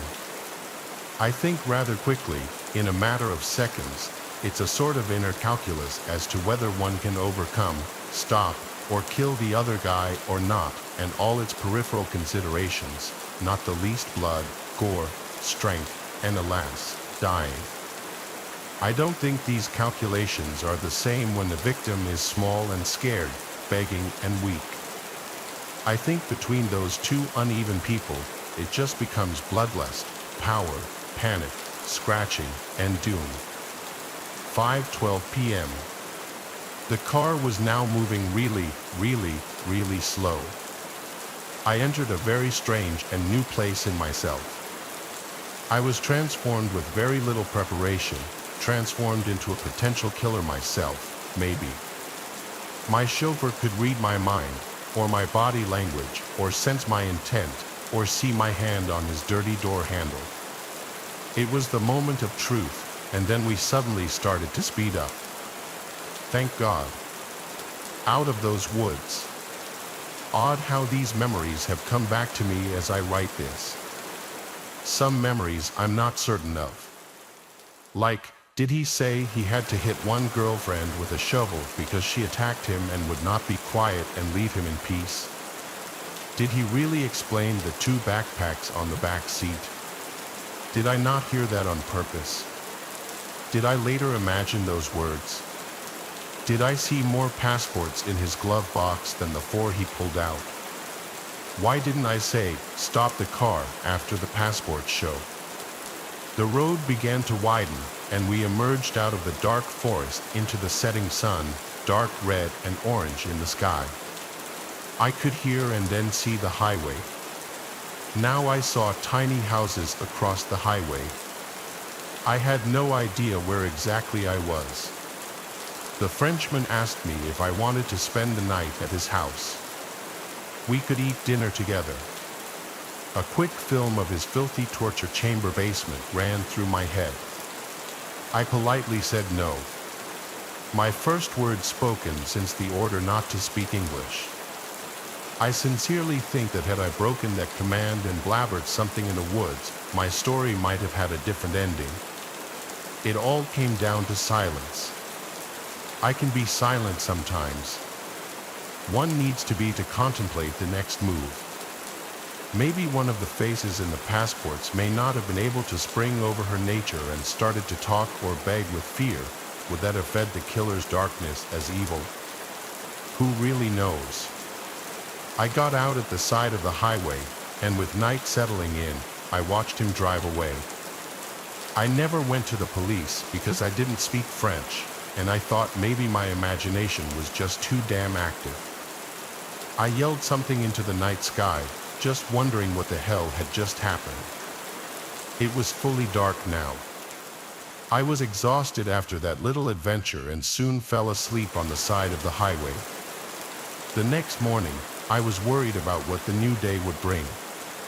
I looked at my hands, wondering if I was still alive. Jump ahead 20 years, and I'm teaching a German business student English in a cafe on a boulevard in Liege, Germany. For whatever reason, we discussed the topic of hitchhiking, and I tell him my story. My student promptly whips out his smartphone and Googles French serial killers. Then he shows me pictures.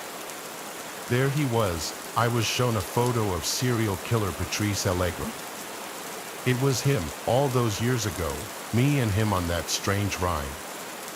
I had never forgotten his face. At that time, in 1990, there was a reported serial killer leaving bodies of girls on the French roadsides and highways. He was in the midst of his killing hobby back then. I had heard about a killer on the loose. My French girlfriend told me to be careful hitchhiking.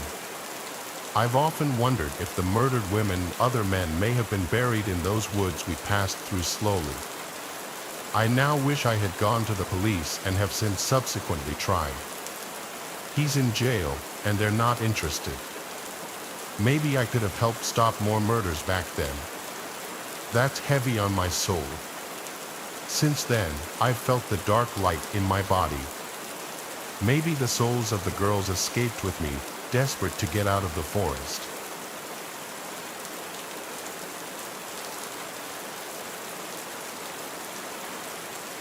Way back when I was a teenager, my friend's house was broken into. My mom was out of town, and I was at my friend Acer's house. We lived in a middle-class to upper-class neighborhood in the suburbs. Nothing super fancy, just a pretty average American home. All the houses looked similar in design, and they all had the same cookie-cutter, average-sized yard. Friend Acer lived right down the street, and I wanted to hang out over there and sleep over because I didn't like to stay home alone at night, and my mom wasn't really sure if I was ready for it yet either. Quite frankly, I was 11 years old, and I was a pretty shy and timid kid that was always sucked into the Xbox.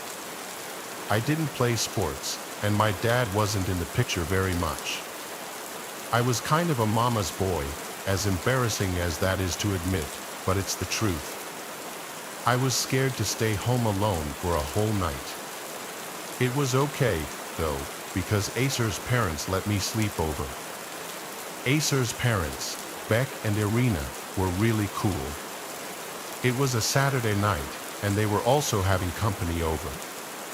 They were grilling out and having some drinks by the fire while Acer and I and a few of his younger cousins ran around the yard, playing catch, jumping on the trampoline, and swimming in their pool. After a few hours of being kids and bouncing off the walls, we grew tired, so we hung out inside for a bit. Then eventually, we made our way outside for an hour or so to hang out with the adults until our curfew came up. I would say around 11 o'clock, his parents made us go inside to get ready for bed. They put a movie on for all of us kids in the basement, and we set up a bunch of sleeping bags. We were watching some random movie, I don't remember what it was, but after a while, I fell asleep. I'm a light sleeper, so it wasn't a surprise when I woke up to one of the doors creeping open in the basement, along with some heavy footsteps, which sounded like they were coming from the stairs. I lifted my head up to see what was going on, but I couldn't see much. It was really dark down there, and I figured it was one of Acer's little cousins maybe just using the restroom or something, so I laid back down. I rolled over and went back to sleep, but within a matter of minutes, I woke to a pounding sound. I couldn't tell what the banging noise was, but I could tell it was coming from behind us, towards the stairs. Acer's basement was a decent size, and we were in the living room part of it, but on the other side, there was a bar and like 3 bedrooms and a bathroom. I thought the noise was coming from downstairs, but I wasn't totally sure. I thought that it might have been one of the adults and that maybe they were just grabbing something from downstairs, so I tried to close my eyes again. It was really dark down there, and I didn't expect it to be a stranger either. That, or I thought that maybe one of the adults went to the restroom as well. I didn't have a phone, so I couldn't check the time or get a hold of anyone. I wasn't really sure I needed to anyways. I sat and listened for a while, though, and I couldn't hear the adults outside partying anymore. Maybe they were done for the night and coming in to check on us, I thought. You remember when you were a kid and thought there were monsters under your bed or in the closet? That fear you would feel, but deep down, you knew there was nothing to be scared about because you knew it wasn't real. Kind of felt like that. I went back to sleep one more time, but this time, what happened was far more disturbing than the previous times I'd been woken up. I woke up to a man on top of me, shaking me and trying to grab me. Other kids and Acer all ran to get the adults for help. I put up a fight, but eventually, the strange man grabbed me full on and started to run. I was being kidnapped. I did everything I could to try to get away, kicking, biting, scratching, and I even tried to dig my fingers through the man's eyes, but nothing was working. I was hopeless. That is, until Acer's dad chased him down and hit him in the head with a fire extinguisher. We both fell straight to the ground on the sidewalk, and I hit my head on the cement. Somehow, the man managed to stand up and run away, and since he had a mask on, We had no way of identifying him. I wonder if things would have ended differently had the other adults been there still. Maybe they would have chased the man down and beat his ass, and he would have got arrested, and I could actually sleep at night. But for the longest of times, I couldn't sleep. The same nightmare came to me over and over and would replay in my head. We think that the man let himself inside through the sliding glass door in the basement. I wonder how long he was standing there, planning the attack. If I would have listened to my gut, maybe things would have turned out differently, but I actually ended up with a concussion anyway. Nothing too severe, but still a concussion. Ever since that day, no matter what it is, I always listen to my intuition, and I suggest you do the same. It's always better to be safe than sorry, believe me. I'm also really glad that Acer's parents were still awake, or maybe I would have been murdered or kidnapped or even worse.